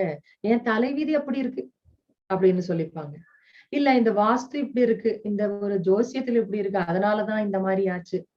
சோ இப்படி யாரோ எனக்கு வந்து ஏதோ செஞ்சுட்டாங்க, அதனாலதான் எனக்கு கஷ்டம் வந்தது. இப்படி எல்லாம் ஒரு நம்பிக்கை. ஆனா இதெல்லாம் மிஸ் அண்டர்ஸ்டாண்டிங். எதுவுமே தானாலாம் வராது. ஒரு ஒரு லக்குன்னு எடுத்துக்கிட்டாலுமே நான் செஞ்சதுதான் எனக்கு வந்து வரும். இங்க வந்து ஆக்சுவலா பார்த்தா லக்குன்னு ஒரு வார்த்தையே கிடையவே கிடையாது. பெரிய அதிர்ஷ்டம்பா அவனுக்கு அப்படின்னா, அதிர்ஷ்டம்னு எதுக்கு சொல்லுவோம்? ஒண்ணுமே செய்யாம திடீர்னு கிடைக்கிறதுக்குதான் அதிர்ஷ்டம். அந்த மாதிரி எல்லாம் ஒண்ணுமே கிடையாது லைஃப்ல. ஏதோ பிறவில நான் வந்து கொடுத்து வச்சது இப்ப எனக்கு கிடைக்குது, அவ்வளவுதான். கொடுத்து வச்சவன்ப்பா அப்படின்னு சொல்றாங்கல்ல, அதிர்ஷ்டக்காரன் கொடுத்து வச்சவன. என்னத்தை கொடுத்து வச்சான்? எப்ப கொடுத்து வச்சான்? ஏதோ பிறவில நல்லது கொடுத்து வச்சான், புண்ணியத்தை. அது இப்ப அவனுக்கு கிடைக்குது. அதனால நம்முடைய ஒரு பாக்கியத்தை யாருமே தட்டி பறிச்சுட்டு போக முடியாது. நமக்கு என்ன வரணும்னு இருக்கோ அது கண்டிப்பா நமக்கு வந்து வரும். அதனால என்னுடைய பிரசன்ட்டுக்கு காரணம் என்னுடைய பாஸ்ட் தான். So my past affects my present. So எனக்கு என்ன வேணுமோ அது எனக்கு கண்டிப்பா கிடைக்கும். எனக்கு என்ன வரணுமோ அது எனக்கு கண்டிப்பா கிடைக்கும். மத்தபடி எதுவுமே சான்ஸ், லக் அப்படிங்கறதெல்லாம் ஒண்ணுமே கிடையாது. அதே மாதிரி உங்களுடைய பாக்கியத்தை யாருமே பிடுங்கிட்டு போக முடியாது. உங்களுக்கு வர வேண்டியது கண்டிப்பா வரும். இதுதான் நமக்கு கர்ம தத்துவம் நமக்கு புரிய வைக்குது. அதனால உங்களுக்கு ஏதாவது ஒண்ணு கிடைக்கலையா? அப்ப புரிஞ்சுக்கோங்க. ஓகே, கிடைக்கும் போது அது எனக்கு கிடைக்கும். கிடைக்கணும்னு இல்லையா? கிடைக்காது. Okay. I will get what I deserve. எனக்கு எது வேணுமோ அது எனக்கு கிடைக்கும். And no one can snatch my fortune. அப்படின்னு நம்ம புரிஞ்சுக்கணும். அதே மாதிரி இப்ப நிகழ்காலத்துல எனக்கு இந்த மாதிரி ஒரு சூழ்நிலையை சந்திச்சுட்டு இருக்கேன்னா, okay, I am responsible for my present state. வேற யாரும் காரணம் இல்ல. மத்தவங்க மூலமா தான் எனக்கு தொல்லை வந்தது. ஆனா அந்த தொல்லை வந்ததுக்கும் காரணம் என்ன? நான் ஏதோ பிறவில அந்த ஆத்மாவுக்கு தொல்லை கொடுத்திருக்கேன். So I am responsible for what is happening in my present. அதுதான் உண்மை. அதுதான் நமக்கு கர்மா லா நமக்கு அந்த விழிப்புணர்வுக்கு கொடுக்குது.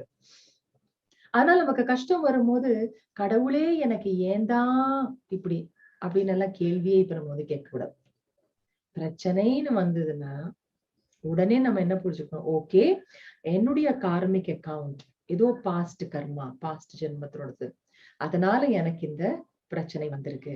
அத நான் இப்ப ஒரு நிலையான மனசோட இந்த ஒரு பிரச்சனையை நான் கடவுள் நினைவோட நான் இப்ப ஃபேஸ் பண்ணி அந்த அக்கவுண்ட் நான் டேலி பண்ண. இப்போ ஒரு 1 minute நம்ம ஒரு மெடிடேஷன் பிராக்டிஸ் பண்ணலாம். Sit straight.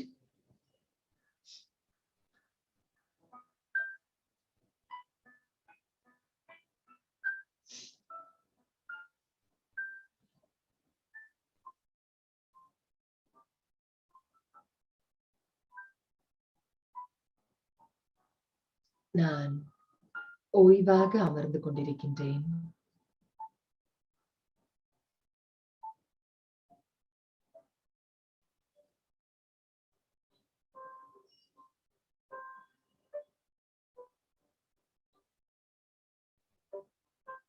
என்னுடைய கவனத்தை சுற்றுப்புற சூழலிலிருந்து விடுபடுத்தி ஒரு சில நிமிடங்கள் என்னை பற்றி சிந்திக்க ஆரம்பிக்கின்றேன்.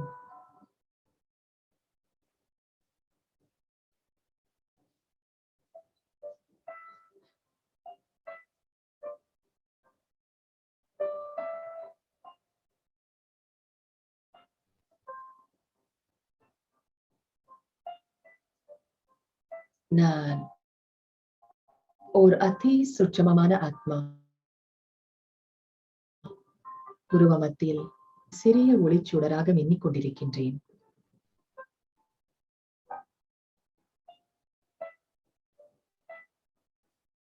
ஆத்மாவாகிய நான் இந்த உடலிற்கு அதிகாரி.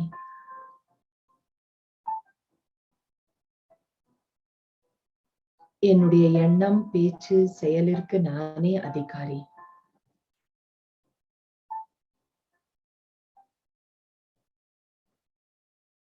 இந்த உடல் மூலமாக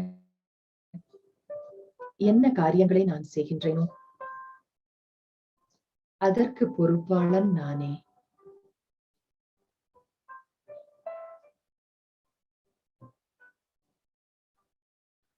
ஆத்மாவாகிய நான்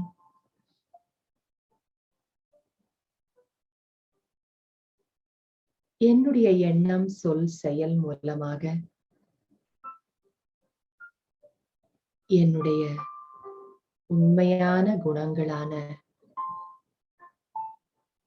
அன்பு, கருணை, அமைதி இவற்றையே நான் வெளிப்படுத்துபவனாக இருக்கின்றேன்.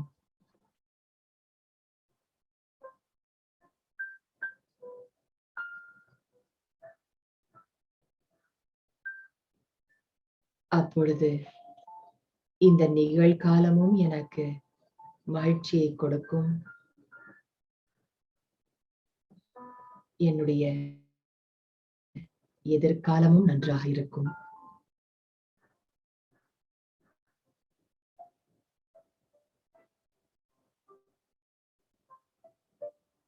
நான் செய்யும் ஒவ்வொரு நற்செயலின் ஆசீர்வாதத்தை சேமிப்பு செய்து கொண்டே இருக்கின்றேன்.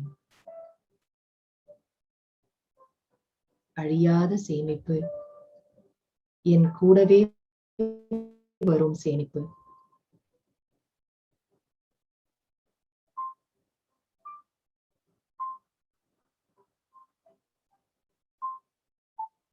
அனைவருக்கும் அன்பையும் மரியாதையும் வழங்கும் பரமாத்ம குழந்தை நான்.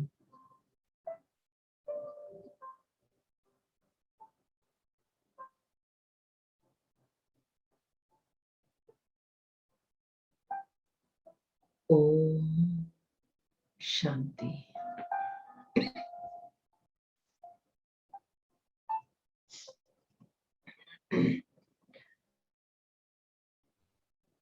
கர்மால 3 விதமான கர்மா இருக்கு. ஒன்று சுகர்மா, இரண்டாவது விகர்மா, மூன்றாவது அகர்மா. சுகர்மா அப்படின்னு சொன்னா தனக்கும் பிறருக்கும் நன்மையே சந்தோஷத்தையே வழங்கக்கூடிய செயல், அதுதான் சுகர்மா. எப்ப நம்ம ஆத்ம உணர்வுல இருந்து நம்ம காரியங்களை செய்யறோம், அப்போ ஆட்டோமேட்டிக்கா நம்ம அந்த நல்ல குணங்கள் படியேதான் நம்மளுடைய செயல்கள் இருக்கும். அதுதானே ஆத்ம உணர்வுங்கிறது. எப்போ இறை நினைவாங்க நம்ம கொண்டு வரோமோ, அப்போ மற்றவர்களையும் இறை குழந்தையாக, நம்முடைய ரிலேஷன்ஷிப்ஸ்லயும் நம்முடைய காரிய விவகாரங்கள் நல்லதாகவே அமையும். சோ அப்பதான் அது சுகர்மா அப்படின்னு சொல்றது. விகர்மான என்ன? விகார குணங்கள் வசப்பட்ட செயலைத்தான் விகர்மா அப்படின்னு நம்ம சொல்றோம். விகார குணங்கள் அப்படின்னு சொன்னா முக்கியமா 5 விகாரங்கள் சொல்லப்படுது. காமம், கோபம், பேராசை, பற்று, அகங்காரம். இந்த 5 குணங்கள் தான் மெயின். அதுக்கு கீழே நிறைய குழந்தை குட்டிகளா ஏகப்பட்ட வேண்டாத குணங்கள் இருக்கு. சோ இந்த வேண்டாத குணங்களின் வசப்பட்டு செய்யக்கூடிய செயலைத்தான் நாம என்னன்னு சொல்றோம்? விகர்மா அப்படின்னு சொல்றோம். சோ விகர்மா பாடி கான்சியஸ்னஸ்னாலதான் அந்த வேண்டாத குணங்கள். அது தேக அபிமானத்தில் இருந்து வேண்டாத குணங்களின் அடிப்படையில் செய்யக்கூடிய செயலை விகர்மா என்று கூறுகின்றோம். அதனால் தனக்கும் பிறருக்கும் துன்பம் ஏற்படுகின்றது. அடுத்தது 3வது அகர்மா. அகர்மா அப்படின்னு சொன்னா நியூட்ரல் ஆக்ஷன் அப்படின்னு அர்த்தம். சுகர்மானா குட் ஆக்ஷன், விகர்மானா பேட் ஆக்ஷன், அகர்மா அப்படின்னு சொன்னா நியூட்ரல் ஆக்ஷன். சில செயல்கள் நியூட்ரலான எஃபெக்ட், பாசிட்டிவும் இல்ல நெகட்டிவும் இல்ல.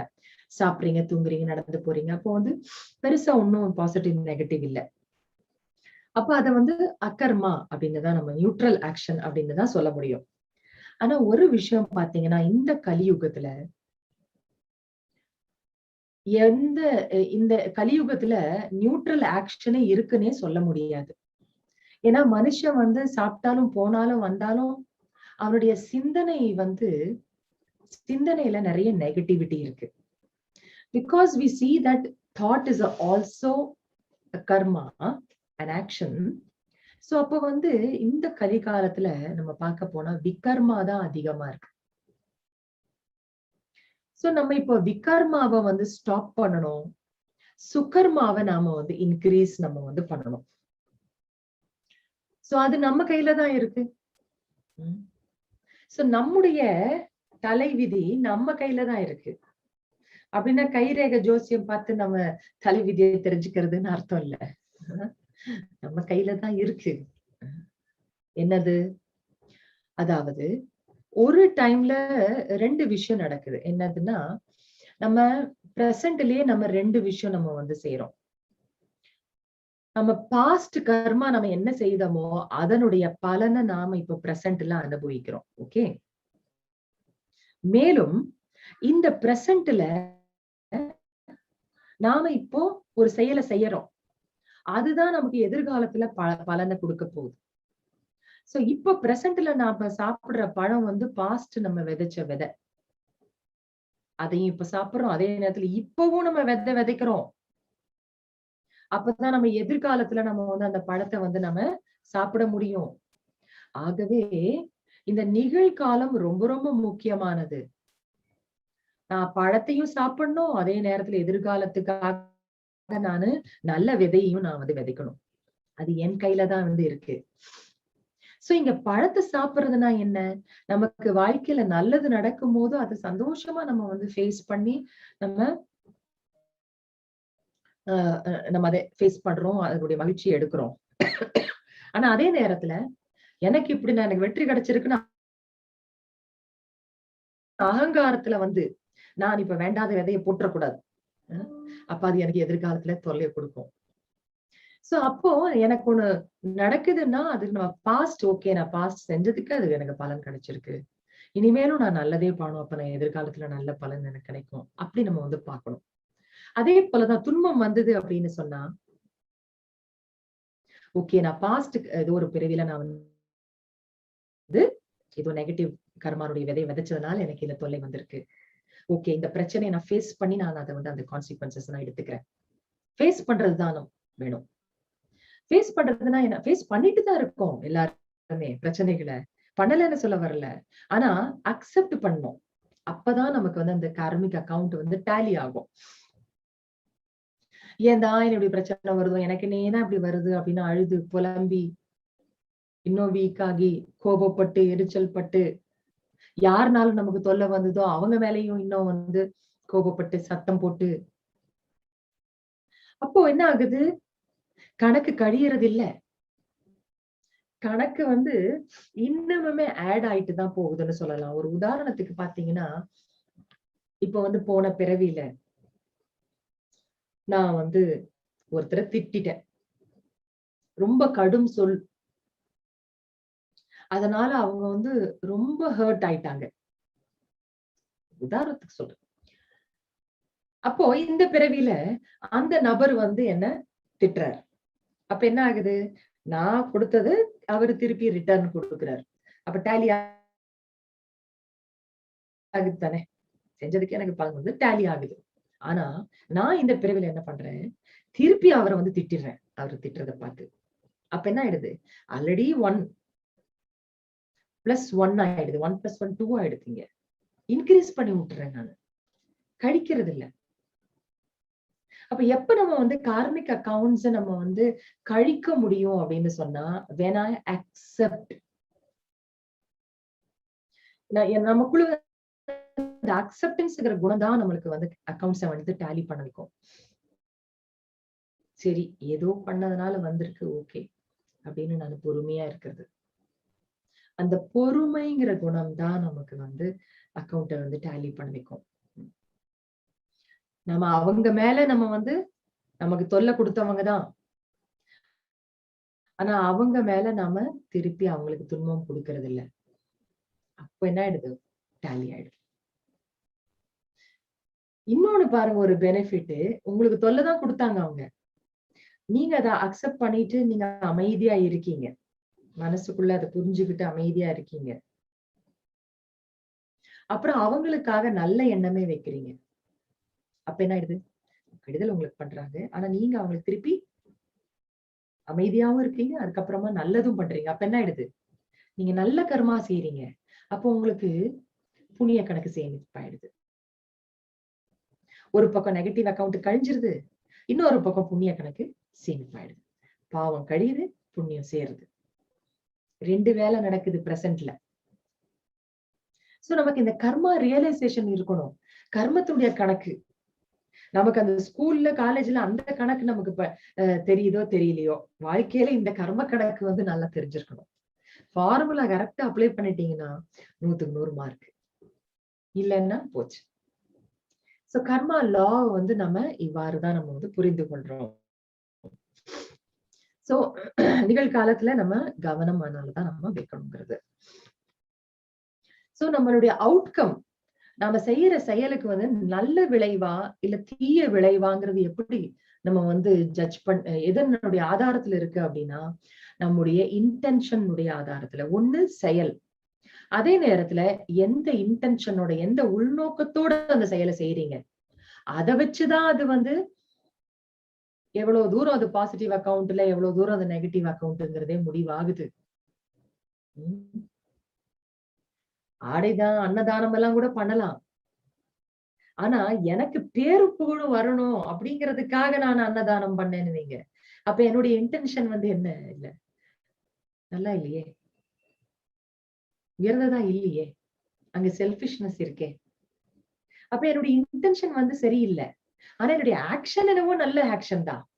அன்னதானம் பண்றேன்.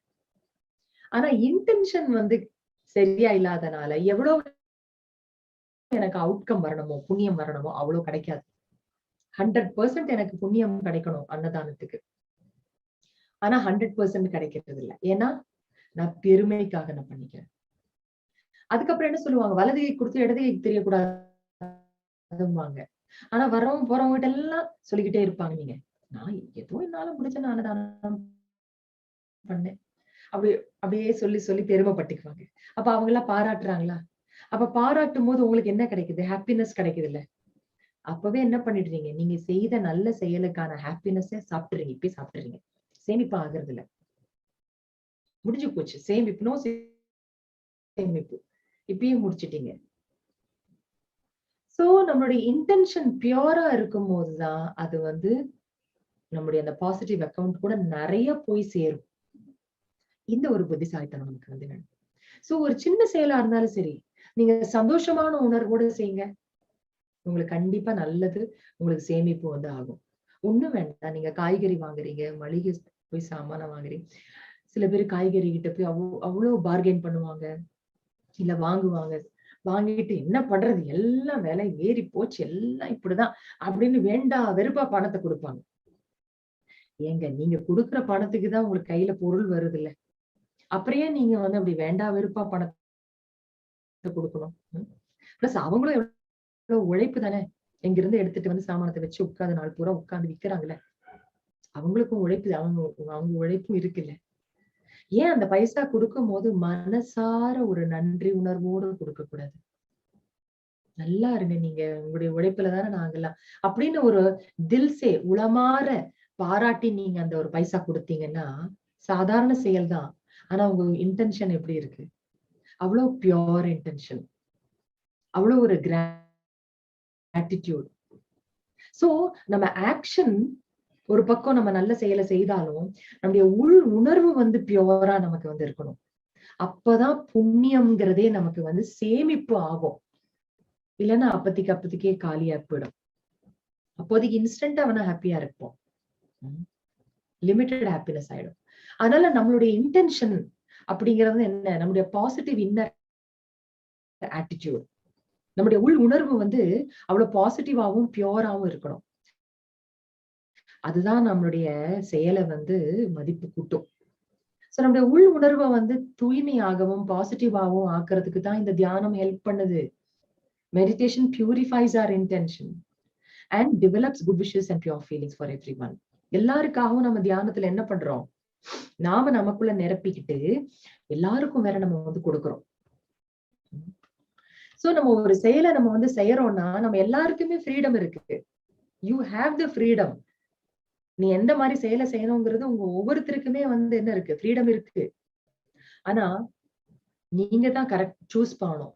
You have the freedom to choose. எந்த விதமான செயலை நீங்க செய்யணுங்கிற அந்த சாய்ஸ் உங்க கையில தான் இருக்கு. எப்படி நீங்க ரெஸ்பாண்ட் பண்ணணுங்கிறது உங்க கையில தான் வந்து இருக்கு. உங்களுடைய இன்டென்ஷன் பியூரா வச்சுக்கோங்க. தர்மம் எது? அத வந்து தாரணை பண்ணுங்க. அதாவது தர்மம் மற்றும் தாரணா அப்படின்னா என்ன? அது வரைக்கும் நான் வந்து முடிச்சுட்டு, அப்புறம் உங்களுக்கு கேள்விகள் இருந்தா கேட்கலாம். இன்னும் ஒரு சில கருத்துக்கள் இருக்கு. பட் எட் டைம் ஆயிடுச்சு. சோ தர்மா மீன்ஸ் ஒரு set of principles. Okay. Dharana means அந்த பிரின்சிபிள்ஸ நீங்க எக்ஸ்பிரஸ் பண்றீங்க நடைமுறையில. அதுதான் தாரணை. ஃபார் எக்ஸாம்பிள் உங்களுடைய ஒரு தர்மம் வந்து அமைதி காப்பது அப்படின்னு வச்சுக்கோங்க. அமைதி காப்பது உங்களுடைய தர்மம். தர்மமா நீங்க எடுத்திருக்கீங்க. அப்போ உங்களுடைய தாரணையில் எப்படி இருக்கும்? அந்த அமைதி நீங்க வெளிப்படுத்துவீங்க. பொறுமை, சகிப்புத்தன்மை, அன்பு அப்படிங்கறதன் மூலமா அந்த அமைதியை நீங்க வெளிப்படுத்துவீங்க. ஓகே. சோ ஒரு தர்மான்னு இருக்கும்போதுதான் அது தாரணையில கூட வரும். ஆக்ஷன்ல வரும். ஆனா இந்த உலகத்துல வந்து ஏன் நிறைய பேட் ஆக்ஷன்ஸ் வந்து அதிகமாயிட்டே போகுது? ஏன் வந்து செயல்கள் எல்லாமே நிறைய துக்கம் தரக்கூடியவையா இருக்கு? துக்கம் அதிகரிச்சுட்டே போகுது இந்த உலகத்துல. பாவங்கள், அநீதி, அக்கிரமங்கள், கொடுமைகள் இன்கிரீஸ் ஆயிட்டே தான் வந்து போகுது. குறைஞ்ச மாதிரியே தெரியலையே. பரவாயில்ல, 2020 வாஸ் ஓகே, அவ்வளவு ஒண்ணும் பாவம் எல்லாம் நடக்கல, இப்படி சொல்ல முடியறது இல்ல. எவ்ரி இயர் இன்க்ரீஸ் ஆயிட்டே போகுது பாவங்கள். அதுக்கு காரணம் என்ன? முதல்ல தன்னுடைய தர்மாவே என்னன்னு தெரியல யாருக்கும். ஆத்மாவான என்னுடைய சுய தர்மம் என்ன? What is my true nature? First of all, who am I? நான் யாருன்னே தெரியலையே. சோ அதனால நம்ம வந்து நல்ல கர்மா நம்ம வந்து பண்ணணும். சுக்கர்மான குட் ஆக்ஷன். நம்ம நல்ல கர்மா பண்ணி நம்ம புண்ணியத்தையே நம்ம வந்து சேமிச்சுக்கணும் அப்படின்னு சொன்னா, அதுக்கு ஃபர்ஸ்ட் நம்முடைய தர்மம் என்னன்னு நம்ம தெரிஞ்சுக்கணும். நான் யாரு? என்னுடைய ஒரிஜினல் குவாலிட்டிஸ் என்ன? அன்புதான் என்னுடைய குணம், அமைதிதான் என்னுடைய குணம், தூய்மைதான் என்னுடைய ஒரிஜினலான குணம். நம்முடைய தர்மம், என்னுடைய ஆத்ம தர்மம் இதுதான் அப்படிங்கறத ரியலைஸ் பண்ண பண்ண அது தாரணையில வந்துடும். I'll start expressing those values. அப்போ என்ன ஆகுது? அப்பதான் நான் நல்ல கர்மா, சுக்கர்மா பண்றேன். அதன் மூலமா நான் வந்து எனக்கு புண்ணியத்தை நான் வந்து சேமிச்சுக்கிறேன். எனக்கு வாழ்க்கையில சந்தோஷத்தை நான் வந்து அறுவடை பண்றேன், எடுத்துக்கிறேன். சோ இந்த ஆன்மீக ஞானம், ராஜ யோக தியானம் எதற்கு வழிவகுக்குது? சற்று சிந்திச்சு பாருங்க. நம்முடைய ஒரிஜினல் தர்மாவை நமக்கு புரிய வைக்குது. நம்முடைய கவனத்தை டோட்டலி நம்முடைய ஒரிஜினாலிட்டியின் பக்கம் அப்படியே நம்ம திருப்புறோம். இவ்வளவு காலமா அவங்கள பாரு, அவனை பாரு, இவளை பாரு, இவத்தை பாரு, மத்தவங்கள பார்த்துக்கிட்டு இருப்போம். உலகத்தை பாரு, இப்படி இருக்கு, அப்படி ஆச்சு, மோசம் ஆச்சு. இப்ப நம்ம அதுல இருந்தெல்லாம் ஆமை மாதிரி நம்ம உள்ளடக்கி focus on the self. நான் வந்து நானாக இருந்தேன்னாதான் எனக்கு வாழ்க்கையில சந்தோஷமே இருக்கு.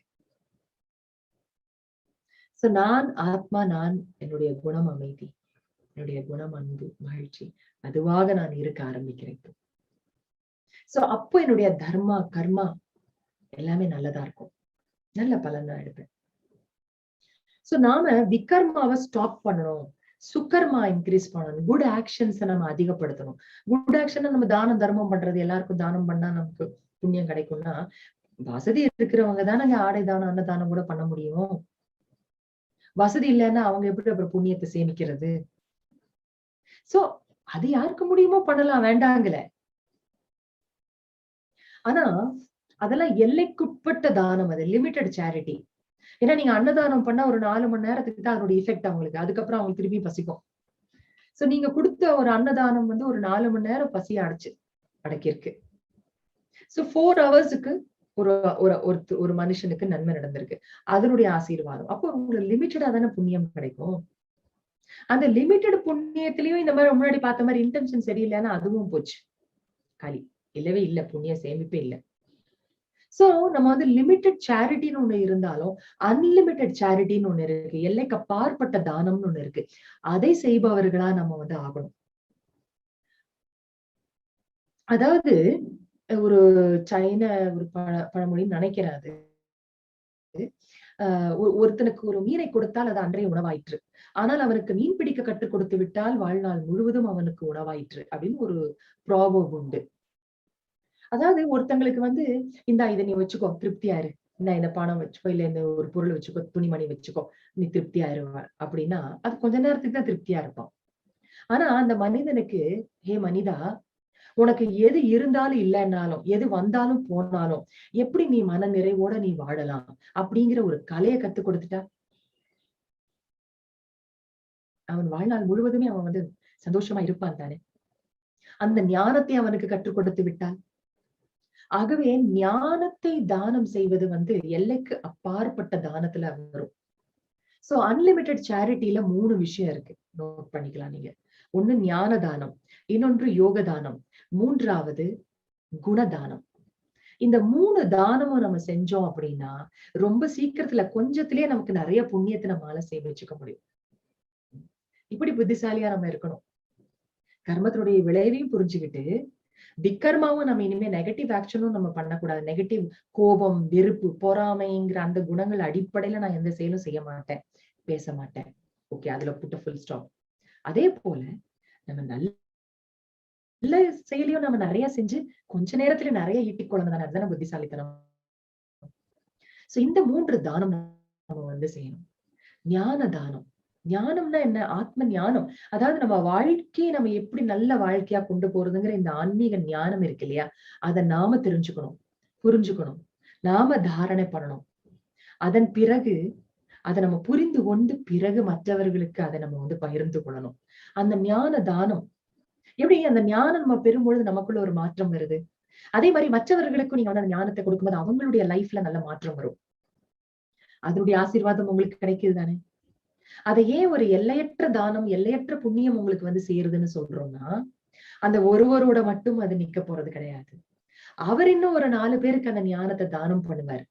சோ அவங்களுடைய ஆசீர்வாதத்தினுடைய ஷேர் உங்களுக்கு வந்து சேரும். இது ஒரு செயின் ரியாக்ஷன். உங்களுக்கு ஒரு தடவை தான் நீங்க செஞ்சிருப்பீங்க, ஆனா உங்களுக்கு புண்ணியம் ஆட் ஆயிட்டே இருக்கும். அதுதான் ஞான தானத்தினுடைய ஒரு பியூட்டி. இரண்டாவது யோக தானம். யோக தானம் அப்படின்னா, yoga means connection with the supreme. இறைவனோட நம்ம மனசால தொடர்பு கொள்றோம், தியானம் பண்றோம். அப்ப என்ன ஆகுதுன்னா, ஒரு நம்ம ஒரு தூய நிலை அடைகிறோம் அந்த நேரத்துல. அப்ப அந்த வாயு மண்டலமும் தூய்மை அடையுது. யாரும் அந்த பக்கமா இருந்தாலும் அவங்களுக்கும் அந்த வைப்ரேஷன் போய் அவங்களுக்கு டச் ஆகி at least for few seconds they will experience that peace. ஒரு பவர் ஏதோ அனுபவம் பண்ணுவாங்க. பிகாஸ் தாட்ஸ் உடைய வைப்ரேஷன்ஸ் வந்து ரொம்ப powerful. So when you keep on meditating, you are serving the nature. And எவ்வளவு பேருக்கு அது போய் டச் ஆகுது, எவ்வளவு பேருக்கு அது யூஸ்ஃபுல்லா அவங்களுக்கு நல்ல நல்ல அனுபவங்களை கொடுத்துட்டு இருக்கு, உங்களுக்கு தெரியவே தெரியாது. சோ அது ஒரு எல்லையற்ற தானம், இந்த யோக தானம். மூன்றாவது குணதானம். குணத்தை மத்தவங்களுக்கு கொடுங்க. எப்படி கொடுக்கறது? இந்தா பொறுமை வச்சுக்கோ, நீ இந்த அமைதி கொஞ்சம் வச்சுக்கோ. எப்படி கொடுக்கறது குணத்தை?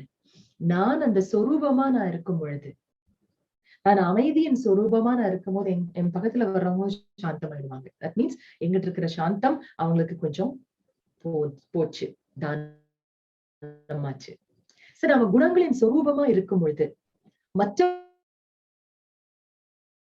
அந்த இன்ஸ்பிரேஷன் கிடைக்குது, மற்றவர்களுக்குள்ளேயும் அந்த நல்ல குணம் வருது, மாற்றம் வருது, ஆசீர்வாதம் வருது. இப்படி பல பேருக்கு நம்ம இன்ஸ்பிரேஷன் நம்ம வந்து கொடுத்துட்டே போகும்போது எல்லையற்ற புண்ணியம் நமக்கு வந்து சேரும். சோ அதனால இன்னைக்கு பாடத்துல நீங்க கர்மா பிலாசபியினுடைய ஒரு அவுட்லைன் நீங்க தெரிஞ்சுட்டீங்க. நம்ம என்ன செய்யணுமோ அதுதான் நமக்கு திரும்பி வருது ஒண்ணு. சோ நமக்கு நெகட்டிவ் கர்மாக்கு காரணமே என்ன? நம்முடைய தர்மாவை நம்ம மறந்ததுதான், நம்ம பாடி கான்சியஸ்னஸ்ல நம்ம போனதுதான். சரி, நம்ம எப்படி இப்ப நல்ல கர்மாவை, நெகட்டிவ் கர்மாவை எப்படி கழிக்கிறது? அதுக்கும் ஒரு யுக்தி இருக்கு. என்னன்னா, நம்பர் 1 சோல் கான்சியஸ்னஸ். ஆத்ம உணர்வை எவ்வளவு தூரம் நம்ம வளர்த்து கொள்றோமோ அது மூலமாவும் கர்ம கணக்கை நம்ம வந்து கழிக்கலாம். இரண்டாவது கனெக்ஷன் வித் சுப்ரீம். இறைவனோட நம்ம மன புத்தியால கனெக்ட் பண்ணிட்டே இருக்கோம்னா அந்த இறை சக்தி நமக்குள்ள இருக்கக்கூடிய அந்த பாவத்தினுடைய அந்த ரூட் காஸ் அதையும் வேரோட நீக்கிடும். அடுத்தது நாம எல்லாருக்காகவும் நல்ல எண்ணங்களை கொடுத்துட்டே போகணும், குட் விஷஸ். அதுவும் நமக்கு வந்து என்ன பண்ணும், எல்லாருக்கும் நம்ம கொடுக்க கொடுக்க கொடுக்க கொடுக்க அந்த பாசிட்டிவிட்டி நமக்குள்ள இருக்க அந்த பாசிட்டிவ் ஃபீல்ட் என்ன பண்ணும், நமக்கு நம்ம ஏதோ செஞ்ச பாவத்தினுடையது நமக்கு முன்னால வருதுன்னா அந்த பாசிட்டிவ் எனர்ஜி ஃபீல்டு அதை அப்படியே குறைச்சிடும் நம்மளுடைய பாவத்தினுடைய விளைவுகளை, பாவ கர்மாவை. சோ இப்படியாக நாம வந்து நெகட்டிவ் கர்மாவையும் நம்ம வந்து கழிக்கணும். பாசிட்டிவ் கர்மாவை நம்ம எப்படி நமக்குள்ள நம்ம என்ன மாதிரி சுகர்மா நம்ம செஞ்சு நம்ம புண்ணியத்தை சேமிச்சுக்கணும் அப்படிங்கிறதையும் நம்ம பார்த்தோம். Okay, so as I told you earlier, of course this is a vast subject. Maybe நம்ம இன்னொரு part 2 கூட இன்னொரு நாள் எப்படியாச்சும் ஸ்பெஷல் கிளாஸ் நம்ம வந்து பார்க்கலாம். உங்களுக்கு ஏதாவது கேள்விகள் இருந்தா நீங்க வந்து கேட்கலாம். Of course டைம் ஆயிடுச்சு இன்னைக்கு கொஞ்சம். So இதுல என்ன தெரிஞ்சுக்கிறீங்க, கர்மா வந்து ஒரு எம்பவரிங் பிரின்சிபல், நாட் டிஸ்எம்பவரிங். என்ன பண்றது, என் கர்மா வேணும்னு தலையோடல அடிச்சுக்கிறதுக்காக இந்த கர்மாங்கிறது இல்ல. இந்த கர்மா அதனுடைய தத்துவம் வந்து அற்புதமான தத்துவம். நாம நம்முடைய எதிர்காலத்தை, நிகழ்காலத்தையும் எதிர்காலத்தையும் நல்லபடியா ஆக்கிறதுக்காக, நல்ல வாழ்க்கை வாழ்றதுக்கு தான் இந்த கர்ம தத்துவம் நமக்கு ஹெல்ப் பண்ணுது. So it says that you are the creator, you are the master, and you have the power to transform your life better. கர்ம கணக்கை எப்படி நீங்க கழிப்பீங்க? பாசிட்டிவ் வேஸ்ல, soul consciousness, connection with the supreme, serving other souls, and karma yoga. கர்ம yoga means எந்த செயலை செய்தாலும் இறை நினைவுல செய்யறதுக்கு பேர் தான் கர்ம யோகா. சோ நம்ம இந்த லா ஆஃப் கர்மாவை புரிஞ்சுக்கிறதுனால நம்முடைய பாவ சுமை, பாஸ்டுடைய சுமையை நம்மளால சீக்கிரம் குறைக்க முடியும். ஏன் எதுக்குங்கிற கேள்விகள், குழப்பம் எல்லாம் முடிஞ்சிருது. அந்த நமக்கு வர பிரச்சனையை நம்மளால ஃபேஸ் பண்ணக்கூடிய மனோதிடம் வந்துடும். எந்த கஷ்டமா இருந்தாலும் அதை நம்ம கடந்து போகிறதுக்கான சக்தி நமக்கு கிடைச்சிடுது. நல்ல கர்மா, நல்ல மாற்றம் நமக்குள்ள வந்து செய்யக்கூடியவர்களா நம்ம ஆகுறோம். சோ அதனால நம்ம இன்னைக்கு என்ன தெரிஞ்சுக்கிட்டோம்? எசன்ஸ், நம்மளுடைய செயல்கள் மேல கவனம் வைப்போம். சுக்கர்மா பாசிட்டிவ் ஆக்ஷன்ஸே செய்வோம். யாராவது உங்களுக்கு தொல்லை கொடுத்தாங்கன்னாலும், அது உங்க உடலே தொல்லை கொடுத்ததுனாலும் உடலையும் பழிக்காதீங்க. மத்தவங்க தொல்லை கொடுத்தாலும் மத்தவங்களையும் பழிக்காதீங்க. அவங்கள மன்னிச்சிடுங்க. அவங்களுக்காக குட் விஷஸ் நீங்க கொடுங்க. மெடிடேட் பண்ணுங்க. Okay, thank you. ஓம் சாந்தி. Any questions?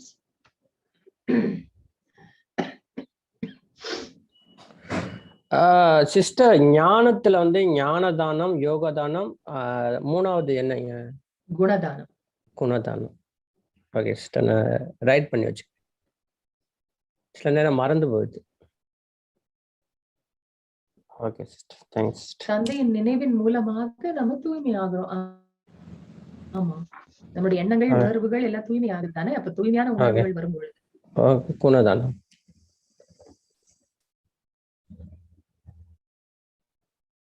வேற ஏதாவது கேள்வி இருக்கா சிஸ்டர்? நீங்க சொன்னீங்க இந்த மாதிரி பாஸ்ட் கர்மானாலதான் நான் இப்ப பிரசன்ட் நம்ம லைஃப் போயிட்டு இருக்கு, அதனால விளைவுகள் வருது அப்படிங்கிறீங்க. அதை வந்து நீங்க சொன்னீங்க, இந்த பாஸ்ட் கர்மா வந்து இது பண்றதுக்காக சில ஆக்ஷன்லாம் சொன்னீங்க, அதெல்லாம் பண்ணணும் அப்படிங்கிறீங்க. பட் நீங்க சொன்னீங்க, அதுக்கு முன்னாலே நீங்க சொன்னீங்க இந்த மாதிரி கொஞ்ச நாளும் ஆகலாம், கொஞ்சம் வருஷங்களும் ஆகலாம், அடுத்த பிறவிகளும் ஆகலாம் அப்படின்னீங்க. இது வந்து சீக்கிரமா நமக்கு சாதகமா பண்றது என்ன பண்றது? அதாவது என்னன்னா, சோ பல வருஷமும் ஆகலாம், அடுத்த பிறவியும் ஆகலாம்னு எதற்காக சொன்னது அப்படின்னா, நமக்கு இப்ப வரக்கூடிய அந்த பிரச்சனைகளை புரிந்து கொள்வதற்காக அது சொல்லப்படுகிறது. சோ அது ஏதோ போன பிரிவின் இல்லை, இந்த பிரிவின் இல்லை, ஏதோ பிரிவுகளாவது கூட இருக்கலாம் அப்படிங்கிறதுக்காக, அதை புரிஞ்சுக்கிறதுக்காக சொல்லப்பட்ட கருத்து. அதே நேரத்துல கடவுள் வந்து இந்த கர்மிக் லால அவர் இன்டர்ஃபியர் பண்றது கிடையாது. ஆனா நமக்கு ஒரு பேர் உதவி அவர் வந்து செய்யறார். என்ன உதவி செய்யறார் அப்படின்னா, நமக்கு இந்த ஞானத்தை கொடுக்கிறாரு பாருங்க. இந்த ஆன்மீக ஞானத்தை நமக்கு கொடுக்கிறது பெரிய உதவி. அப்ப இந்த ஞானத்தின் ஆதாரத்துல நம்ம தெரிஞ்சுக்கிறோம், ஓ நான் செய்யற செயல்களுடைய விளைவுதானா இந்த துன்பங்கள் அப்படிங்கறது நம்ம ரியலைஸ் நம்ம வந்து பண்றோம். சோ இந்த ஞானத்துல நமக்கு நான் ஒரு ஆத்மான்னு உணர்றது தானே ஃபர்ஸ்ட் ஸ்டெப். ஏன்னா ஆத்மாவிலதான் அந்த கர்மத்தினுடைய இது பதிவுது. So I am not this body, இது ஒரு பிறவியோட நிக்கிறது இல்ல. சோ அப்படி ஆத்மான்னு புரிஞ்சுக்கிட்டு இந்த கர்ம தத்துவத்தை புரிஞ்சுக்கிறதுனால நம்ம இனிமேல், இப்ப நேத்திக்கு வரைக்கும் ஒரு 60 பாவம் செஞ்சிருப்போம் நீங்க அறியாமையில, கர்மத்தை பத்தி தெரியாம. அப்போ இன்னைக்கு கர்மா பிலாசபி தெரிஞ்சிருச்சு. அப்போ இன்னைக்கு ஒரு பாவம் செய்யணும்னு இருந்தது, அதை செஞ்சிருக்க மாட்டேன். அப்போ 61 அப்படிங்கிறதுக்கு பதிலா 60 ஆயிடுச்சுல்ல. அப்ப பாவத்தை கழிக்கிறார் கடவுள், பாப கட்டேஸ்வர், பாவத்தை போக்குபவர். அப்படின்னா என்ன அர்த்தம்னா, அவர் வந்து உட்கார்ந்து ரப்பர் வச்சு அழிக்கிறது கிடையாது. அவர் வந்து நமக்கு கொடுக்கிற ஞானத்தினால இனிமேல் ஆட் ஆகுறது மைனஸ் ஆகுதுல, அதுவும் அழியிற மாதிரி தானே, கழியிற மாதிரி தானே. சோ அந்த விதத்துல அவர் வந்து ஹெல்ப் பண்றாரு. ஒண்ணு. இரண்டாவது, அவரை நினைத்து நம்ம தியானம் செய்ய செய்ய செய்ய என்ன ஆகுதுன்னா, நமக்குள்ள அவ்வளவு ஒரு பவர் ஆஃப் பாசிட்டிவிட்டி வளர்ந்து, டிவினிட்டி நமக்குள்ள வளர்ந்துருது. அது நம்ம பாஸ்ட் கர்மா நம்ம செஞ்சதுனால ஒரு மலை மாதிரி ஒரு துன்பம் முன்னால வந்துகிட்டு இருக்கோம். ஆனா நமக்குள்ள இறை நினைவுனால நமக்குள்ள ஒரு தூய உள்ளத்தையும் குட் விஷஸ் எல்லாருக்காகவும் நம்ம எப்பவுமே கொடுத்துட்டே இருப்போம். இந்த மாதிரி நமக்குள்ள ஒரு பாசிட்டிவ் எனர்ஜி ஃபீல்டு கிரியேட் ஆகும் போது அந்த மலை மாதிரி நம்முடைய பாஸ்ட் நெகட்டிவ் கர்மானுடையனால கான்சிக்வன்சஸ்ல மலை மாதிரி வந்து இருக்கிற துன்பம் என்ன ஆயிடும், நம்ம பக்கத்துல வரும்போது அது சின்ன கல்லா வந்து நம்மளை தாக்கிட்டு இல்ல, அது கூட கடுகா ஆக்கி தாக்கிட்டு போகும். மலை எங்க, சின்ன கல் எங்க? சோ அவ்வளவு பெரிய டிஸ்கவுண்ட் நமக்கு வந்து கிடைக்குது.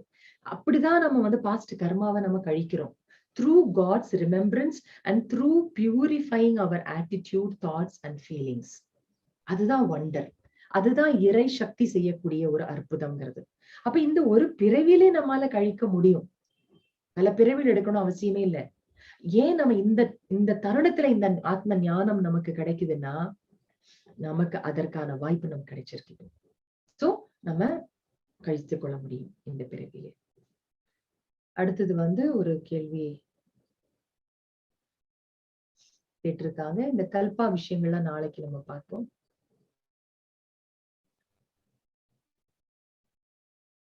சோ ஒருத்தவங்க வந்து கோபத்துல இருந்தா அவங்களுக்கு எப்படி குட் விஷஸ் கொடுக்கறதுன்னு வந்து கேட்டிருக்காங்க. ஒருத்தவங்க வந்து கோபத்துல வந்து உங்களுக்கு முன்னாடி ஆவேசத்துல திட்டுறாங்க, சப்தம் போட்டுட்டு இருக்காங்க. அப்போ வந்து பொதுவா ஒருத்தவங்க உங்களுக்கு முன்னாடி இருக்கிறவங்க வந்து கோவப்பட்டா உங்களுக்கும் அப்படி சுருன்னு தானே வரும். பொதுவா அப்படியே கோவம் வரும் அவங்க கோவப்பட்டு பேசுறத பார்த்தோன்னு. அது வந்து தேக அகங்காரத்தினுடையது. அது அடையாளம் நமக்குள்ள அப்படியே சுருன்னு ஏறுதுன்னா என்ன எப்படி சொல்றாங்க. சோ அது தேக அகங்காரம் தானே. சோ ஃபர்ஸ்ட் என்ன பண்றோம், நம்ம சாந்தமா இருக்கோம். அந்த கலையை கத்துக்கிறோம். ஓகே, எப்படி சாந்தமாவீங்க? அவங்க எதிரில இருக்கவங்க அப்படி கோவப்பட்டு உங்களையும் திட்டிட்டு இருக்கும்போது எப்படி உங்களால அமைதியா இருக்க முடியும்? அங்கதான் இந்த ஞானம் ஹெல்ப் பண்ணுது. என்ன புரிஞ்சுக்கிறீங்க? அந்த ஆத்மா ஒரிஜினலி பீஸ்ஃபுல் சோல் தான். பட் நவ் அந்த ஆத்மா கோபம்ங்கிற கெட்ட குணத்துக்கு வசப்பட்டு இருக்கு. இப்படி ஒரு பேய் பிடிச்சா ஆடுனாங்கன்னா பார்த்து பாவம் பரிதாபம் தானே படுவோம். அந்த மாதிரி கோபம்ங்கிற பேய் இப்ப பிடிச்சிருக்காங்களே. சோ இப்போதைக்கு வசப்பட்டு இருக்காங்க. ஸ்லேவ் ஆஃப் ஆங்கர் அப்படின்னு அந்த ஆத்மாவை வெறுக்காம அந்த ஆத்மாவை பிடிச்சிருக்கக்கூடிய அந்த தீய குணத்தை தான் நம்ம வந்து வெறுக்கிறோம். அவங்கள வெறுக்கல. So hate the sin not the சின்னர்னு சொல்லுவாங்கல்ல. சோ அந்த மாதிரி அப்படி நம்ம புரிஞ்சு பார்க்கும் போது நம்ம சாந்தமா இருக்கும். ஒண்ணு ஃபர்ஸ்ட் ஸ்டெப் அமைதியா இருக்கணும். இரண்டாவது என்ன செய்யணும் அப்படின்னா, நம்ம ஏதோ பிறவியில இவங்களுக்கு நம்ம பண்ணவும் நமக்கு இப்படி வந்து அவங்க இந்த மாதிரி தொல்லை கொடுத்துட்டு இருக்காங்க அப்படின்னு புரிஞ்சுக்கிட்டு நம்ம என்ன பண்றோம் தெரியுமா? இந்த கர்மா பிலாசபி புரிஞ்சுக்கிட்டு நாம மனசால அவங்ககிட்ட வந்து மன்னிப்பு கேட்கணும். மனசுக்குள்ள, வெளியில இல்ல, மனசுக்குள்ள நம்ம மன்னிப்பு கேட்கிறோம். ஹே ஆத்மா, நான் ஏதோ இந்த பிறவில நான் தப்பு பண்ணல. இந்த பிறவில தப்பு பண்ணி தான் நம்ம நேரடியா மன்னிப்பு கேட்டு சரி பண்ணிடணும் அந்த பிரச்சனைய. சோ அனாவசியமா அவங்க திட்டுறாங்க, ஏளனம் பண்றாங்க, கோபம் ஆவேசத்துல. அப்ப நீங்க மனசுல நீங்க ஹே ஆத்மா, ஏதோ பிறவில நான் உனக்கு ஏதோ தொல்லை கொடுத்திருக்கேன், என்ன மன்னிச்சுடு அப்படின்னு மன்னிப்பு கேளுங்க. அடுத்த ஸ்டெப். ஓகே, ஃபர்ஸ்ட் அமைதியா இருந்து அண்டர்ஸ்டாண்ட் பண்ணிக்கோங்க. அதுக்கப்புறமா அவங்க கிட்ட மன்னிப்பு கேளுங்க மனசுல. மூணாவது அவர்களை மன்னியுங்கள். அடுத்தது இப்ப பிரசன்ட்டுக்கு வந்துருங்க. பிரசன்ட்டுக்கு வந்துட்டு ஹே ஆத்மா, நீ என்னதான் வந்து இது மாதிரி பேசினாலும் ஐ forgive you because now you are a slave of anger. இந்த கோபத்துக்கு நீ இப்ப அடிமையாகி இருக்க, மற்றபடி நீ நல்லா ஆத்மாதான், அதனால ஐ forgive you, உன்னை நான் மன்னிச்சிடுறேன் அப்படின்னு அவங்கள மன்னிச்சிடணும். நான்காவது என்ன செய்யணும் தெரியுமா? அவங்களுக்கு குட் விஷஸ், மனசால குட் விஷஸ் கொடுக்கணும். என்ன குட் விஷஸ் கொடுக்கணும்? என்ன? ஹே ஆத்மா, நீயும் நீயே உணர்ந்து இந்த வேண்டாத குணங்கள் இருந்தெல்லாம் விடுபட்டு உண்மையான ஒரு சந்தோஷத்தை நீ வாழ்க்கையில அனுபவம் பண்ணணும். நீ இந்த கோபம், எரிச்சல், பொறாமை, வெறுப்புல இருந்தா நீ விலகிட்டேன்னா உன்னோட லைஃப் ரொம்ப நல்லா இருக்கும். நீ அதுல இருந்து நீ விலகணும் அப்படின்னு மனசால ஒரு நல்ல எண்ணத்தை கொடுங்க. சிவபாபாவை நீங்க, பரமாத்மாவை நீங்க, சக்தியை வாங்கி அந்த பரமாத்மா சக்தி அந்த ஆத்மாவுக்கு போகுது அப்படின்னு நினைங்க. இப்படி செய்தீங்கன்னா உங்களுக்கு என்ன நடக்குது? நிறைய பெனிஃபிட்ஸ். ஒண்ணு, அந்த ஆத்மா கிட்ட இருக்கிற கணக்கு அப்பவே கழிஞ்சுது. ஓகே, அதுக்கப்புறம் இப்ப பிரசன்ட்ல உங்களுக்கு மனசுல அவ்வளவு பீஸ் அண்ட் பவரும் இருக்கும். உங்க நிலை நல்லா இருக்கும். மூணாவது, அவங்களுக்கு குட் விஷஸ் வேற கொடுத்து புண்ணியத்தை எதிர்காலத்துக்கு வேற சேர்த்திட்டீங்க. இதுதான் புத்திசாலித்தனம். சோ அதனால வென்னவர் எந்த மாதிரி உங்களுக்கு யாரு தொல்லை கொடுத்தாலும் அப்ப என்ன பண்ண முடியும்? இப்போ உங்களுக்கு உங்ககிட்ட இப்போ அதை எப்படி ஃபேஸ் பண்ணணும், அதுல எப்படி லாபத்தை நம்ம எடுக்கணும், புண்ணியத்தை சேர்த்தணும்னு நம்ம தெரிஞ்சுக்கிட்டோம். சோ பரமாத்மா நமக்கு இவ்வாறு நமக்கு புத்திசாலியா நம்மள ஆக்குறாரு. Okay, thank you. இதுல நிறைய உங்களுக்கு கேள்விகள் வந்துட்டேதான் இருக்கும், அதுக்கெல்லாம் முடிவே இருக்காது. இருந்தாலும் கண்டிப்பா நம்ம சண்டே ஒரு கேள்வி பதில் செஷன் வச்சிருக்கோம், அதுலயும் நீங்க தாராளமா கேட்கலாம். ஓகே சிஸ்டர், ஒரு கொஸ்டின் ஒரே ஒரு கொஸ்டின். இந்த கிளாஸ் மந்த்லி 1 வீக் நடக்குமா இல்ல எப்படி சிஸ்டர் இந்த கிளாஸ்? அது உங்க எல்லாருடைய விருப்பப்படி இந்த 7 அட்வான்ஸ் கோர்ஸ் முடிச்ச பிறகு வாரத்துல 2 நாள் கூட நம்ம ஸ்பெஷல் கிளாஸ், ஸ்பெஷல் டாபிக்ஸ்ல நம்ம எடுக்க முடியும். அது எப்படி சிஸ்டர் தெரியுது? எனக்கு ஃப்ரெண்ட் அது சண்டே நம்ம முடிவு பண்ணுவோம். சண்டே நம்ம முடிவு பண்ணுவோம். ஓகே, ஓம் சாந்தி. Okay, thank you everyone. ஓம் சாந்தி. ஓகே, இவங்களும் நல்ல ஒரு அமைதிய ஹாப்பினஸ் அனுபவம் பண்ணிட்டோம். தெரிஞ்சவங்க தெரியாதவங்க கண்ணில் படுறவங்களுக்கு எல்லாரும் குட் விஷஸ் கொடுக்கணும். அப்புறம் யாராவது உங்களுக்கு தொல்லை கொடுத்தாங்களா அவங்கள ஃபர்கிவ் பண்ணிடணும், மன்னிச்சிடணும். 3வது, தூங்குறதுக்கு முன்னால கிராட்டிடியூட் ஜர்னல் எழுதுங்க. அதாவது என்ன ஒரு 3 விஷயம் இருக்கு, நான் என்னுடைய நன்றியை நான் எந்த ஒரு 3 விஷயத்துக்காக நான் தெரிவிக்கிறேன். Thank you. Om Shanti. Let's have a minute of silence and conclude this session.